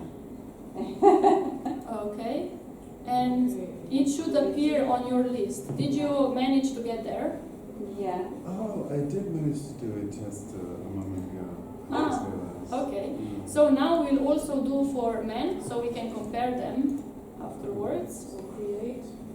We again create and then give it a name. So now men, MPs, and we do the same.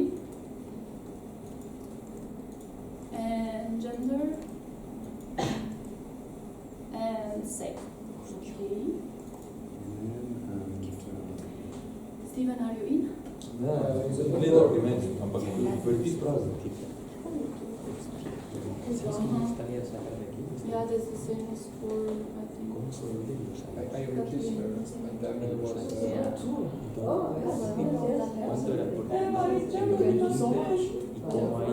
And why is Germany not? Steven, are you using Spanish data? No, I got good luck. Italian. Ah, okay. MPs. Vamos a preguntarle ahora porque es una resulta que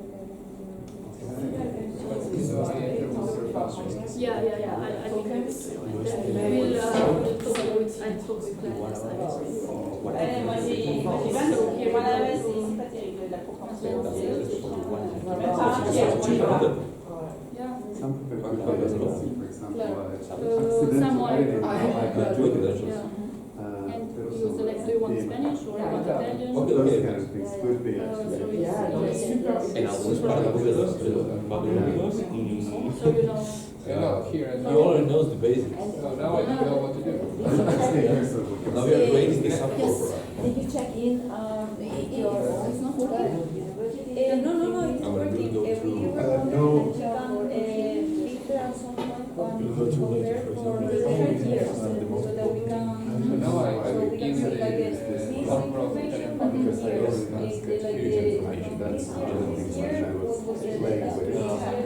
Well, you need to Documents, release I'm sure I can further from there. further subcorpus for each of the So I feel that It would be like This is the smallest analytical issue unit because in the corpus team is linguistics. not, I like to show other things, but I can show exactly what you want. Okay, Everything perfect. time. Yeah. The evolution. Yes, yeah, I think I understand. Okay, so we managed to do this, and we'll do two more. Let's also create COVID subcorpus. We'll need it, so use your name it COVID and select the COVID because we'll need them later on in comparison. Okay, Not following? Okay, I was too quick. Yes, I understand. So are you here or not at all? Yes. Yeah, so COVID? You create okay, subcorpus. Are you yes. all here? Claudia? this. Miguel Angel? And you too? Oh God, No, so no, it no. just arrived. I don't fucking know nothing. Okay, So I'm Steve. trying to understand. Yes, okay, sorry. So we are now just looking at metadata we are Yeah. using. No, I got it, but I cannot be where you are now. So now follow me. Yeah. I follow you. Yeah. there is COVID on the dashboard. and COVID and No, more. look at please. Dashboard. Wait. I'm showing just for you, and you go to manage corpus. Wait a moment, please. Yes. Write the namings of COVID. Stick to the Italian pattern. This is their And then you This. go to Dashboard. subcorpus. Then manage corpus. On the left. Yeah, okay. And then they And go click to subcorpus. Okay. Subcorpus means I got it. subset of data. Okay, we'll create And subgroup. then So, create Nothing. subcorpus. I go here, That's fast, create a huh? subcorpus. Yeah, currently it's nothing because you did not Okay. create And now anything. we Create subcorpus. only mail. You're all with me, MPs. and then you do And, COVID, Yeah. MP, like that, no? Yeah, these are mails. Yeah. and now you select choose. okay You have the all COVID. Yeah. Obviously, we Yeah. save, The and we also do the reference. Okay, MP. can you please all do this because for those who have it, sorry. Yes, And Only reference we can to, choose only mail. and and reference. reference to, okay. Okay, that's enough. Just click. But there is not MP also. Yes. With the country? Yeah. Yes, it does, but it doesn't. You don't Ah, have here, right speaker, for okay. Finnish Yeah. The ball, reference. no, we I'm with France now. And you have Because you COVID want and only reference. MPs. Yeah. We Okay, have COVID. then- Yeah, I don't know. Yeah. I created have the the COVID one. thing. Then we are creating the reference one. So yeah, Yes. I'm getting there. So at the end you should have like COVID and reference and female and male, so Okay. that we'll be able to compare. And now COVID. Excuse me, the reference, I somehow missed that part. Yes, you repeat the process, create subcorpus, name the subcorpus reference as transparently as you can, and then select the metadata. So you name it here, okay, blah blah Yeah. blah, and you select the reference. Okay, species subcorpus, and nothing more. Yes, nothing more. And sorry, in the COVID is in the same. Yeah, in the same. Already existing, yes. Okay, so I call Yeah, COVID, nothing and for then go to MPs. subcorpus, and I put COVID, Yes. and then create. Yeah. Okay, Because I got it. when you have So here you already have some like information. So apparently there are more. Yeah, I just use France because it's easy. What's the reference exactly? Yeah, the reference. So we saw before is the part, the period which came before COVID. So at least from 2015, because the data in Everything Parliament else. is from 2015 to 2020. To COVID, which was defined, of course this is problematic, I know, but this was the decision, defined as the period from the last of January onwards. So reference is until the 30th of January Yes. of 2020. And then Everything. No, but from 2015. Yeah, from the everything, yeah, the everything. COVID period. Yeah. So if I understood right, COVID subcorpus is the COVID period. Exactly. That is, everything in this period. Yes. Yeah, So yeah, this yeah. doesn't COVID mean. and Krieg, okay, I Yeah, understand. this doesn't mean that you will only get speeches that I got it. they Yeah, I talk about understand. COVID, but about everything that was It's a in period that session, time. something like that. Yeah, but for us, of course. No, but I'm repeating. Still. Yeah, I need to but slow down. Yeah, yeah. Okay, so I was told I need to slow down. Sorry. No, it's okay. Are you now all with me, Yeah. or you want me something to repeat? No. No, I'm okay. Me So too. far so good. Yeah, listening. But Simon, you're not clicking with us. Are you clicking with us? Clicking. Okay, good. I'm sorry, I don't know. Yeah, he has created the Okay. Yeah, I He's my waiting for you. Okay, perfect. Nationalistic window. Okay.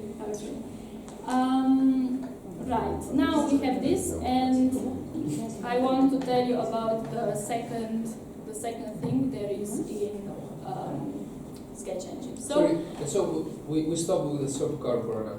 We have We this. will use them in a Later, moment. later. Yes. Okay. Okay, so the dashboard, you remember, you come here, and this is, okay, the index, the entry point where you have everything. If you want to know about the metadata, which unfortunately in Sketch Engine are called text types, you click here, or corpus info, and you I hope got that.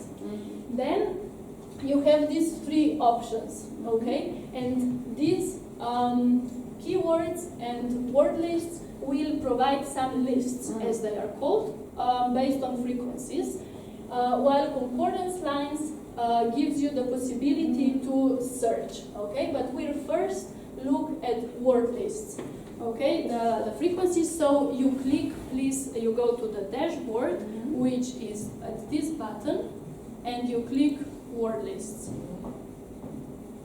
In the word lists will give you all, so lists of all either words that you define or a particular, so the frequency of a particular word, or also other grammatical structures. Okay, here you won't get the frequencies of metadata. If you want frequencies of metadata, you go to text type analysis. This is what we have done now. And if you want the entire list, it's important for you to change this frequency minimum to 1. Default is 5. In advance, no? Yes, you have to do it just 1 so that you get everything. We put 1 there. Yes, please put 1. Tu as sur word list, après c'est advanced. Faut aller sur advanced. So word list, thank you. And You go- click Frequency minimum 1. yes. And then go. Then no, nothing. Not yet. Right. We did not get Fine words, there I yet. think. Okay. So we will try to display the number of adjectives, which is the kind of part, I mean not the kind, which is one of the part of speech classes, just for a particular context. Okay, and we want just the adjectives that appear in the COVID period. Okay, so first we want. Okay, wait, I'm not where you are yet. Okay, so you are here now, and you change this to 1. Yeah. Okay, and we want just adjectives. Okay, this was the first criterion. So adjectives are collected are under part of speech tags. Okay, part of speech is high school grammar, noun, verb, adjectives, and verb. And so you click pause tag. Yes. Why? Sorry to understand what is post tag. Part of speech. Part of speech. POS, yes, it's part of speech, and part of speech is the highest level of linguistic connotation of a certain word. And then we said that we want just the adjectives that appear in the COVID period. Okay, so you can either, now that we already have a subcorpus, you can select the subcorpus here, but stop before you do this. You can also, if for example, you did not create a subcorpus, but you decided, oh yeah, but I want all adjectives just for, just to explore, you can choose whatever you want from here, what is available. Okay. But we said that we want COVID, okay? Because these are the inbuilt subcorpora, we can either choose COVID here or under subcorpus, so follow me and choose COVID under text types here.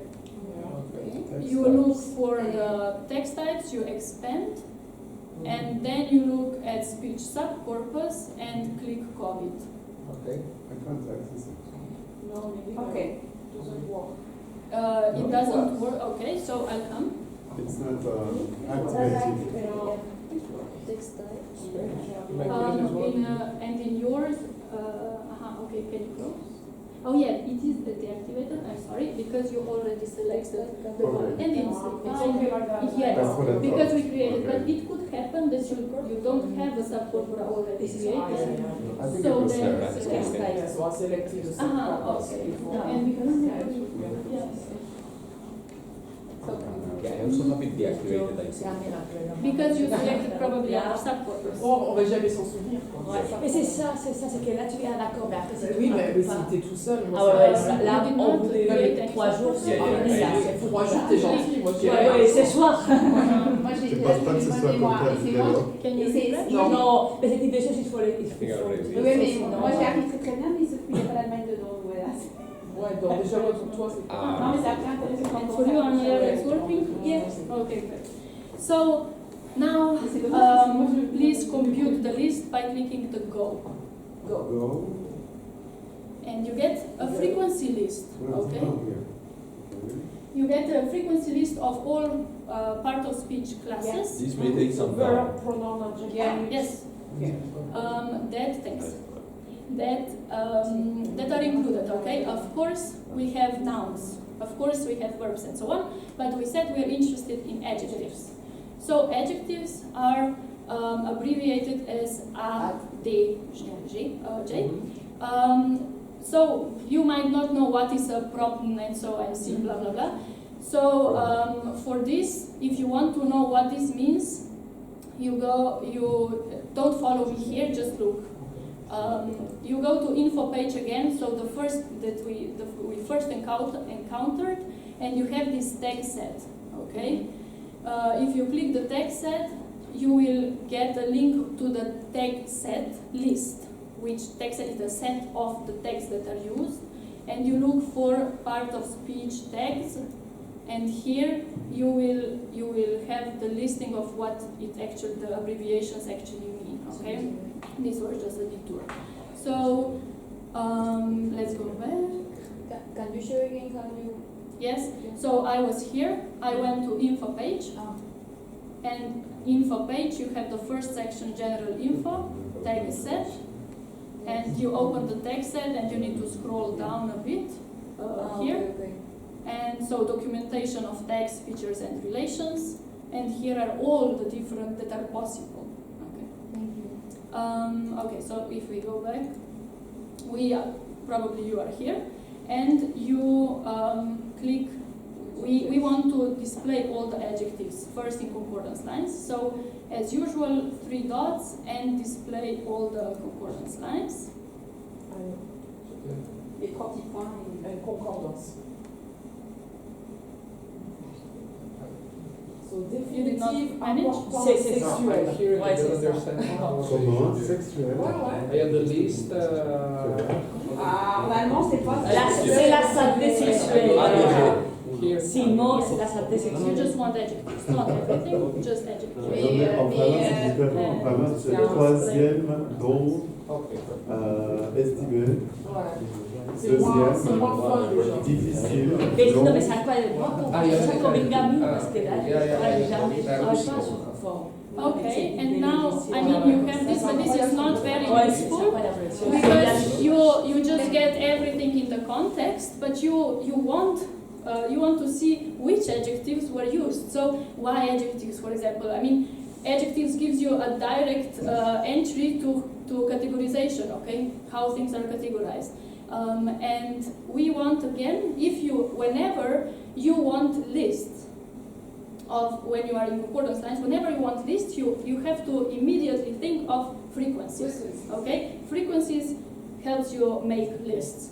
So frequencies, we already saw this before at this button here.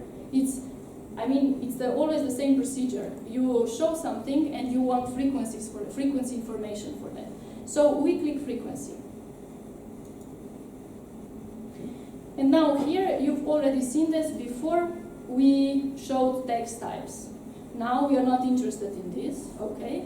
But we want to get all different adjectives there are. And to do this, you use this box and select lemma lowercase. You already know lemma is the basic word form, and it includes all different, like plural forms, singular forms, and so on. Lemma lowercase. And you select lowercase so that the lowercase version of the corpus is used. This means that if an adjective is selected at the beginning of the sentence, which will mean that it will be written with a capital first letter, or in the middle of the sentence, it will be treated the same. It's nicer, you get a nicer view, okay? Otherwise you would get great and great twice in the list, and it's not informative, but they would be there just because computer sees this differently. Okay, anyway, so we chose the lemma lowercase, and you keep the keyword in context, which refers to this red word that we saw, and you go, click go. And this, yes, might probably take a while. You don't have anything? Oh, sorry, I thought you said one. Okay. No, it's the first adjective that frequency is null. It means Yeah, zero. But zero COVID, and I think. So you get, for example, I get noble, right? And this is what many of you already found out before.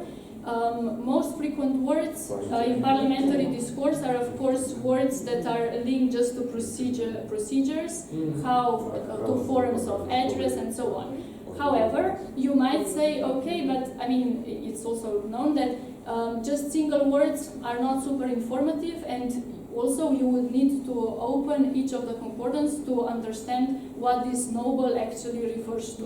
You know, is it a noble person, or is it a noble cause, or what is it? Noble prize. So, yeah, maybe, yeah, thanks. So we could do it also differently and produce combinations. We are still in frequencies, okay? Combinations of 2 words, 3 words, but this will mean just the 3 words that are linked together. So to do this, we go back to concordance, okay? You can also click this, but back to concordance. And this means that we just deleted the filtering that we did on frequencies. So you go again.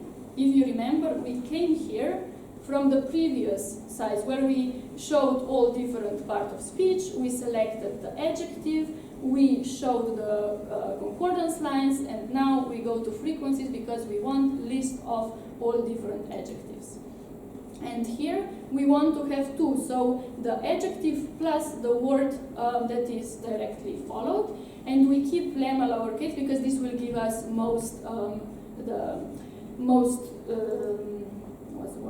the results that are most informative. Thank you. Okay.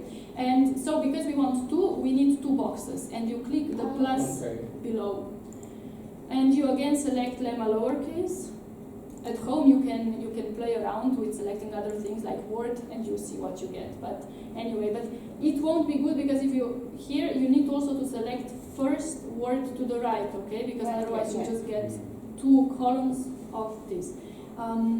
So we want the list of the first word in red, which was our adjective, and then the first word to the right. And if you wanted 3 words, you could add and so on, or you delete here. So we keep with 2 and you go. And this will take some time.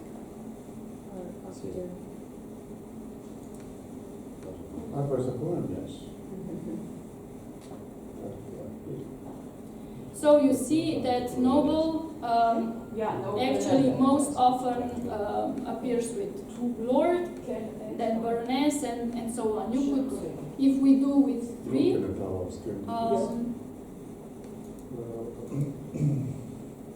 you don't need to repeat, but I'll just show to you how it looks like. With 3? Okay. 3 words, then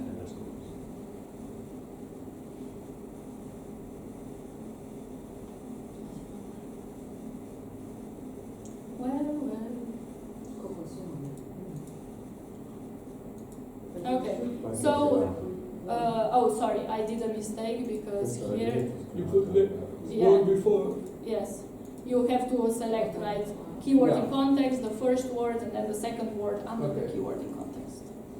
Kristina, yes. does it change, like in the first search, appear different adjectives to this one? Why? So in the first part we had social, economical, and a couple of adjectives, and now that we are with 2 words, yes, yeah, it changes the adjective. Yes, because I mean the phrase it does not look only at the first at 1 word, because maybe noble is most frequently used. But then if you look at phrase, noble lord, or I don't know what you had, the phrase is actually more frequent than the adjective, so it takes together. And usually for qualitative analysis, then it's better to use 2, as we call them, 2 words or 3 words in line, more than 1. And once you find something, so when you have these lists, okay, you can download it, blah, blah, blah, but usually then we look for some combinations that we find interesting. And once you get these combinations that you find interesting, you show the concordance lines. Okay, and you do this as usual with the 3 dots on the right. And if you click there, you see all the cases. Yes. On the list. So if we go to this important that we, this is, so now this is our keyword in context, or the key pattern in context. We With search three for words that important you search for, no? Yes, and so you can show all the words that are, all the speeches that contain this particular sequence of words. Okay, but let's go on. So now we go to querying, which I believe will be the easiest for you. Querying is the upper part, so here, concordance line. So please go back to dashboard. You already know it's this button on the left. Sorry, one question. Now we go back to the dashboard. So the search that we is in a way lost. I mean, is host or not, or is we lost it? No, the best thing it is to say that it's lost, although it is kept in the memory. So if you go to dashboard, you will see that here you have my search history. Okay. But the best thing, if you want to keep your results, would be to save them. And you can only save concordance lines. So you cannot save this list. You can save this list by either adding it to favorites or by downloading it and then processing in Excel. But when you show concordance lines, we did this, okay? You can make a subcorpus of only of those speeches. And to do this, you click this plus button here on the right. And you give it a name, so we would say Noble Lord, okay, because this was, we searched for a Noble Lord. And you want to keep the S structure. S structure? Yes, maybe Simon and sorry, this is an important part. When you have some results like this, or now that we will search for any word, you want to save only the sentences or the speeches that contain this particular word, okay? And you do this by looking for this create subcorpus, click, and this will give you, this will create the same, I mean not the same subcorpus, but the result will be the same as when we did before, just with metadata. Okay, there we defined that we only want female speeches. Here we defined that we want all the speeches that contain these words. So you can say Noble Lord, and you select either the sentence, which means that what will be saved will be just the sentence that contains this particular word. But if you want to have the entire speech, you need to select speech. For my linguistic purposes, or even for conceptual analysis, I usually select sentence, because otherwise it's for any it's story, too I large. think it's better more speech, no? Yeah, it could be speech, yeah. And then you create subcorpus, and it will appear on your list of subcorpora. You can check subcorpora here, so just look at me, you have this different subcorpora sizes. Okay. And these are the ones that we already created before, and this is the one we created from concordance lines. Okay. Okay, so that's how you can save. Yeah, but we were at the querying part. Okay. So for querying, you go to concordances. And immediately to advanced. And here the best thing is to select lemma. We already know why, okay? Because it gives you all different forms at the same time. You can define, you can limit the context either by your subcorpus. You can leave everything. We'll just leave everything for the moment. And just let me see what I imagined. Okay, we can choose people. So we are here on concordance line. Future context. And concept, sorry. yes, and you write a concept that you are interested in. I will do people, but you can do nation, gender, science, whatever you want. And sorry, just let me check.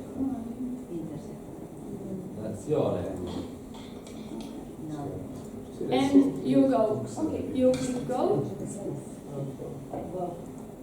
Not changing nothing more in filter context or text. Yeah, you don't need to, because these are all additional things that you want. So here, what I wanted to show to you is that you have already seen these concordance lines, but what we haven't seen before is how to get more data, so more metadata. You can do this by view options, okay? Because here on the left, you have information about the speaker and the speech, and this is the actual speech. So if you click here, and the things that you select, you'll be able to produce frequency data for. And if you go to view options, you can set which information you want the concordance actually to show. Sorry, it's not clear to me this part. I don't. Maybe Yeah. No, it's fine. So I'm in view option, and I have only, for example, words click. Yes, and this means that what you see, it's only the words. I also have lemma, and I will have part of speech. So you will see that for me, I also have this additional information below. Not for us. Okay. Yeah. But you have on the But what is for you, it's more the line details, okay? So these line details helps you, for example, we talk about people, okay, or nation. And we want to know who talks about nation, like the frequencies. So we want to know, we select just those metadata that we want frequency information. And so the party, for example, would be an interesting, the speaker name, not for the moment. Let's just say the party, and maybe COVID, maybe the subcorpus, okay? So you save this, which metadata you want about the speeches. And then again, you need to go to frequencies, okay? This is the most useful button in the sketch engine. And you produce a list of line details about those sentences that include people. And what you get is information about all the speakers that used people in what period and what party they are part of. But if you just wanted, so I can change criteria not to have this list so cluttered, and let's say that we just want the speaker party. So we change criteria, we go again to view options, sorry, back to concordance. And you select just the party. Sorry, where you enter to this part? So from the concordance lines. Line details, okay. Concordance line, and then you have this I. Yeah. And then was line details, okay. Yes, and then I can choose, yeah.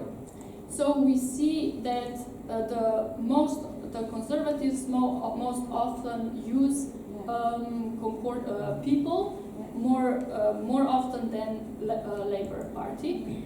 What's important here when you will see frequencies is that you should show relative in text types. Show relative density, it's also useful, but too detailed for now. Because when you compare data sets of different sizes, okay, you cannot just compare apples to pears. You have to relativize this in a way. Okay. Yeah, that's all about those. So you can explore the concepts quickly by seeing who is the party or the speaker or gender who speaks more. What I do to see this? Okay. You want to like this another time? No. Yes. Did you manage to reproduce the line details option? Yes? Okay. You might also ask, okay, I mean, this is not a lot of context in any case, although it helps a bit.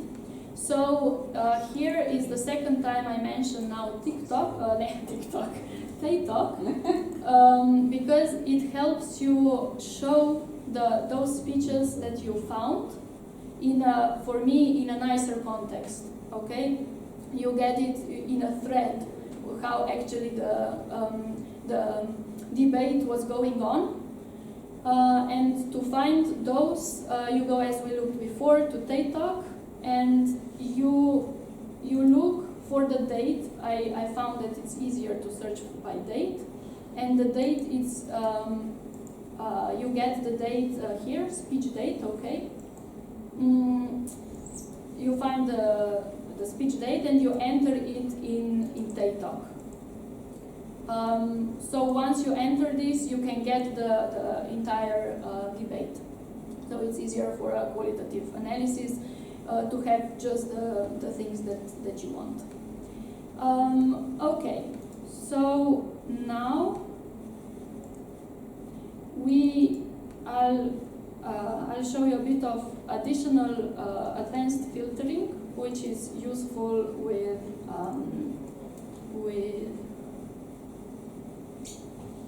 once you have like concepts.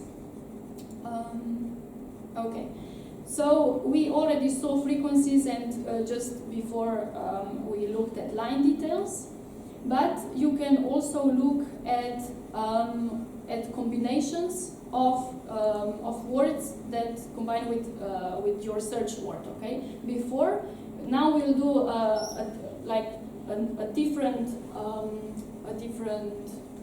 direction as before. Before we looked for adjectives, and we wanted to see how which words go together with different adjectives. And here we just want to see which adjectives are used with our particular concept, like people. Okay, so to do this, you compute the concordance lines for people. Okay. Are you still there? If you are not, you need to do it again by going to concordance, advanced. Wait a bit. Sorry. So we go to concordance, advanced, then lemma, and you input people or whatever you want. Okay. And you show compute the concordance lines. And then we want just the adjectives. So how are people categorized? With which adjectives? We go to frequency again. And here we first want to get, we just want adjectives, okay? Not all words, because it will be more informative. And we want one word to our word people. So to have just adjectives, we learned before, you use part of speech and first word to quick. So you select part of speech in the box and number 1 on the left, and you compute. And from here on, you already know how to do it, okay? We select just the adjectives. You show the concordance lines.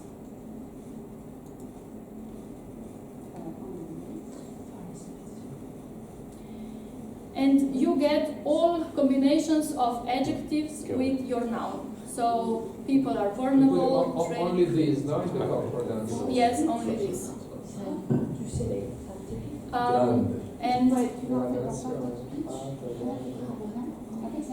And again, this might be useful or not so useful. You want a list of these adjectives that are used with people.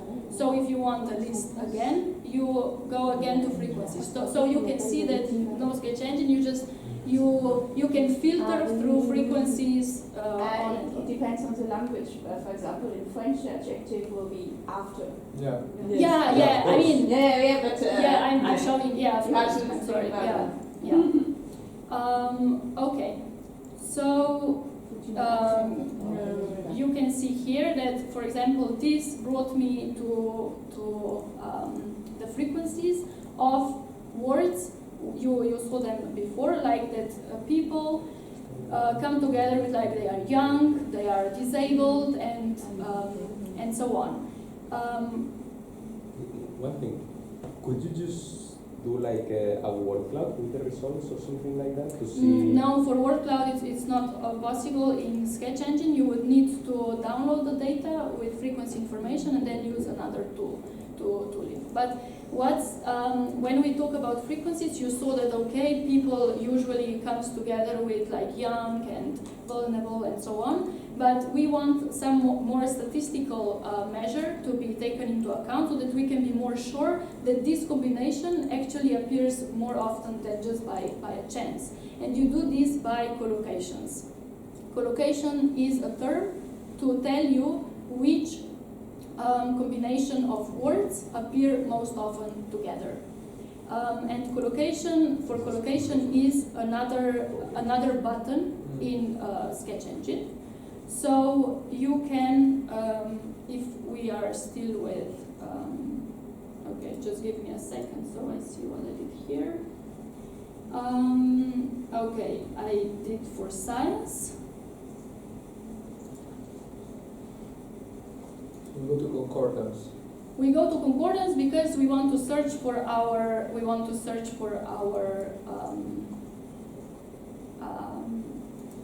concept, science. What we want, we can put, no? Yeah, whatever. And once you have the concordance lines, you want to have collocations of those. So which words most often appear in vicinity of our word? You have collocations, and collocations usually we define them in range. Sorry, collocation where we? Yeah, unfortunately, this is the same three dots that you Okay. often see. Okay. So up here, next to frequencies. Okay. And we define them. We define the range where we want the computer to search for the neighbors. Okay, you can say 5 words to the left, or just 1 word, and so on. Depends on the language. Yeah, and so we will define it like the default is 3. And you will see here advanced that you can just leave this as it is, okay? Don't worry about those measures. So leave here, but change to lemma lowercase, because it will give you more clean results. And you can compute the list. Show function. Yeah. And well, for the English data, you can immediately observe that science is mainly the natural sciences, right? We see humanities only down here at 22nd place. Yeah, you have art, but it's not humanities. So these collocations are a way how to explore some the concepts that you're interested in. Okay, so here we went for science, and if you're interested how just I mean, what I want to say is that you shouldn't interpret this list as okay, so this means that they are used together, humanities, science. Okay, this would be ungrammatical in any case, but because you define the range, it means that it can appear at any place. 3 words before the word. So the meaning science. could be different. Maybe. Yes, yes. So nonetheless, you should look at the concordance lines, which you show by clicking the 3 dots. Okay, as we usually do. And then you can explore so on. So this is one way of looking at things. The next part. Sorry, you can go back one moment. Yes. Yeah, there. No, that one, not the other. Yeah, and you can go up. Sorry, at the beginning. Yeah. So we have each lemma, not technology. Then concurrencies, 2000 more or less. It is the number of time that we have that science and technology related. In the range of 3 words. And what is candidates? The candidates is the total number of occurrences of this particular collocate in the whole corpus. So this is just the co-occurrence with the. Well, this is a bit hard to explain. But for us, is it important to know? No, for you, it's know. important to, you can use the default sorting as you have it here, because the important part is log dice.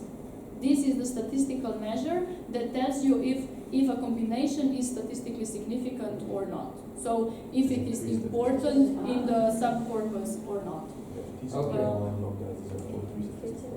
Yeah.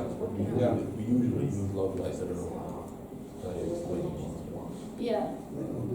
Just stick to the log dice. It's a default option, there's no including the team here. And it's for us historians. It's more difficult. Doesn't exist for you will see in the slides there are two other examples for extreme and extremist, but we will go on because, well, we started late.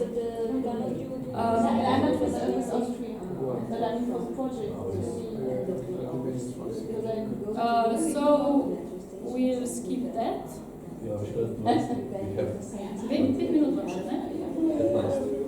I have 5 minutes.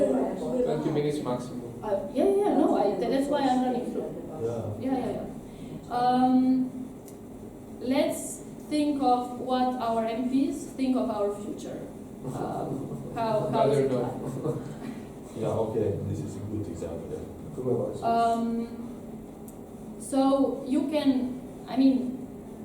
can search for how they think about future in different ways, okay? And one is a very complex one. This is the one that you see down here. This is called CQL, which is Corpus Query Language. We don't have the time to do this today, but for many searches that you will probably want to make, it's good to learn it. But maybe we can organize another seminar on that, and you just provide like some things that you're interested in, and we can go through your examples together now that you know what can be done. But you can also search in a very easy way just to know like future is, okay? And once you have what the future is, you know that is a particular verb that necessitates then a complement that will tell you what the future actually is, okay? And you know the frequencies, you already saw that. You will do the same list as we have done this today all the time. I mean, I know it's full of information, but actually the two important things that are in Sketch Engine are the metadata section, then the search part, where you input the notion that you want to explore, and the frequency button, okay? With collocations, okay, that we just saw. Because we are slightly running late, I will skip like this particular example, but I'll give you a link to the slides so you can explore them alone. Because I would really like to spend the last 10 minutes on keywords, which is why we actually produced the subcorpora. Keywords are also one of a statistical measures, a statistical method, and it produces a list of the words that are more typical for one subset of your data in comparison to your other subset of data, which unfortunately we also call it a reference corpus, okay? And of course here it's super important to first think of what will be the corpus that you will compare to, because if you compare parliamentary data to newspaper data, of course the most typical words will be the words that we saw, like honorable and thank you or whatever, because this is typical of parliamentary discourse. But if you compare in the same, what we will do most of the time, the same discourse, we don't have this great register variation. We have register variation which is linked more to other phenomena. Okay, we could do we could do gender, although what we saw, of course, gender is often not the most impactful phenomena. the differences that we saw in the language between men and women are often are actually caused by other elements, parameters like the years of the experience they have in the parliament and so on. So let's do the keywords, okay? Keywords help you also to extract the topics. I mentioned at the beginning, like the topic the small topic modeling that we can do, and we will compare men to women if you have them, or the subcorporate, depends on you. You could also, choose your own. I don't know, maybe parties could be interesting, to the two extremes, conservatives and labor or whatever. So let me see. Sorry, but yeah. Okay, so we go to keywords which are here or at the dashboard keywords, okay? So click the dashboard and then go to keywords, which is here. So the keywords need two subsets. The point is that you compare. And this is defined here in this part. Everything else you can leave as is. So we will select female. I will select female NPs. And then the reference, you also need to define. Don't just read, okay? Don't just go with default values, because here it's whatever. And we want to compare with the male, okay, subcorpus. So you first need to select Parlament, the one that you're using. So you start typing Parlament and you will find on the list. In reference. Yes, in the reference corpus, because we want to stay in the same discourse. And we need to also select the subcorpus, because we want to compare male to female. So you select the subcorpus that you already made. You have to select it again. No, because this is the different subcorpus. So you can see here we are comparing. Focusing on women. Yes, women to men. And this is actually default, but it's good to keep in mind. Just keep with lemma, okay, whenever you do corpus linguistics research. And you press go. And this will probably take some time. Yes, yeah. Non, je sélectionner les corpus. Et les races. Okay, there we go.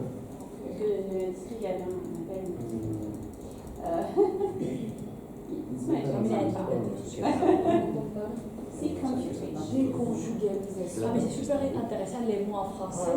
T'as vu endométriose, sexisme, viol, sexualité. Okay, so here, can I have your attention? So what we do for topic.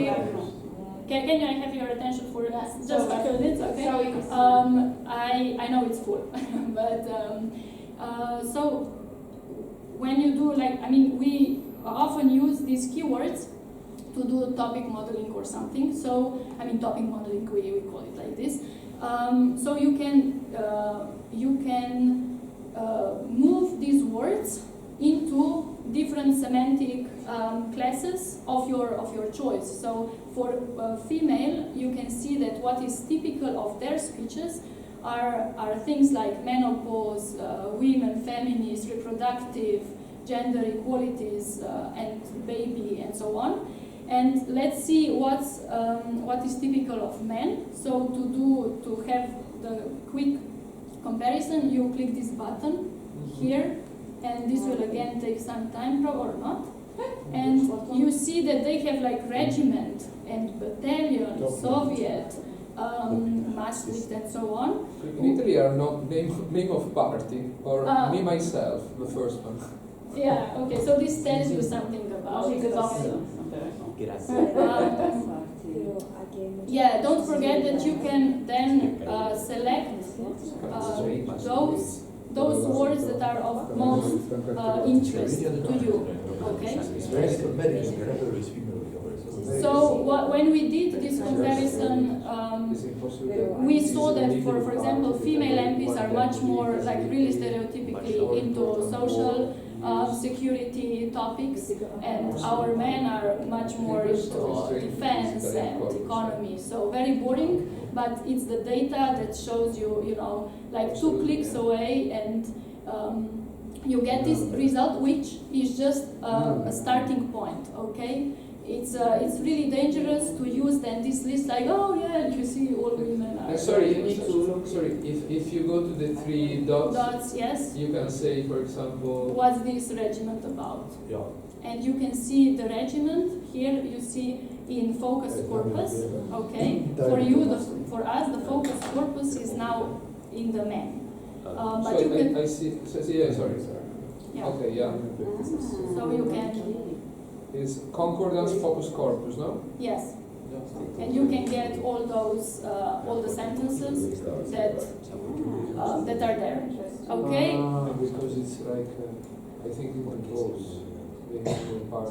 And then the last thing, which is also quite useful, is that Parliament is actually machine translated. So this means that all different parliaments are translated to English. It's a machine translation, which again doesn't mean that it's good or accurate, which is very, very dangerous, because neural machine translations now are very fluent. Okay, when you read it, you see, oh, everything is okay, because there are no grammatical mistakes. However, there can be factual mistakes. This is just to keep in mind. But so Parliament, you can browse all parliaments at the same time, and this is good because then, I mean, you can see the differences also in different languages, and it's parallel. So you have English translations and the national ones. So to do this, you need to select another parliament which ends with XX. Okay, I'll give the link to the slides. So Parliament XX, and you see here that you have this machine translated version, and you also have all the parliaments together. So here you can then search for XX. Yes, Like the machine translated? Yes, machine translated. Yeah. Because it's English, others are multilingual. Yeah. Yeah, exactly.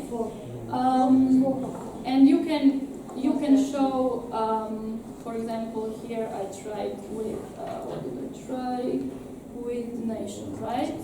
I chose the parallel concordance, which like works the same. So you search in English for word nation, lemma, and you get everything, like in all different languages. Now this starts with Ukraine, but it's in all of the parliaments that there exist. And you can read also in the languages that don't, that you don't understand.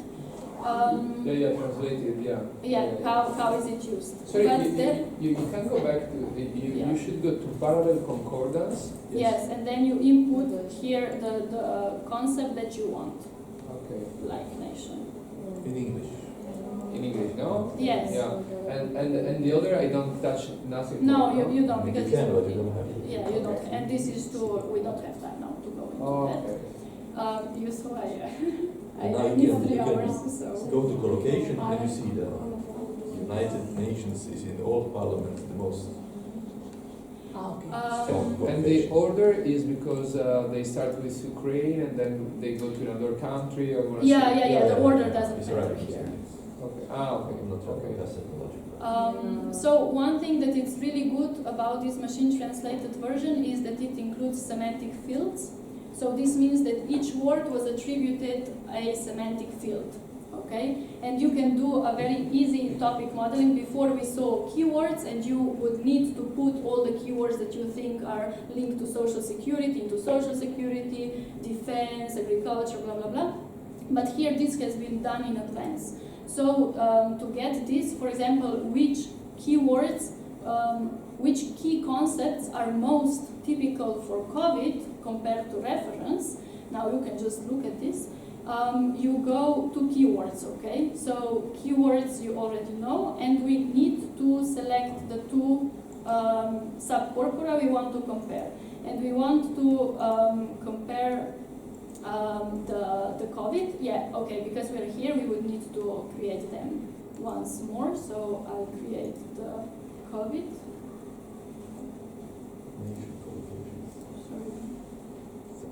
Well, where is it? all the parliaments. And then, so we select COVID. Okay. Yeah, because it's covered. Maybe it's 15, 22, so it's. Yeah. Non, c'est pas arrêté. So, okay, we will compare COVID to reference, okay? But we want just the semantic categories. So semantic categories are called uses, and you use glosses, although sometimes this bugs a bit, but okay, let's try. Hungarian Polish people.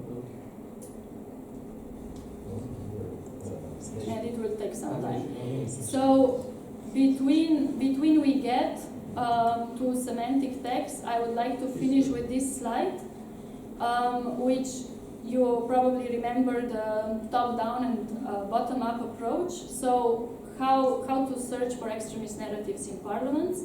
You can search for concepts as we saw, okay? You select your notion. But what's important, you can also search for several. So if we want to search for example, for Europe, okay? You can also input Europe, EU, and many other words at the same time to get all different keywords searches at the same time. And then explore it with, make a subcorpus and explore it with keywords and collocations, okay? You can explore particular events by making subcorpora, defining, okay, just from this and to that date, just the lower house, just I don't know who, just this party and that party. And then you do the same procedures in that particular subcorpora, subcorpus. And I would also invite you to think of considering some linguistic features when you explore your historical concepts. When we did now like a lot of research on hate speech, like these are just some of elements that we found that stand out, okay? So for like agency, you can explore through active and passive voice and blah, blah, blah, blah. So yes, you would need a linguist, but we are happy to cooperate with you. So maybe we got to that. It computed? No, it did not compute. It bugs sometimes.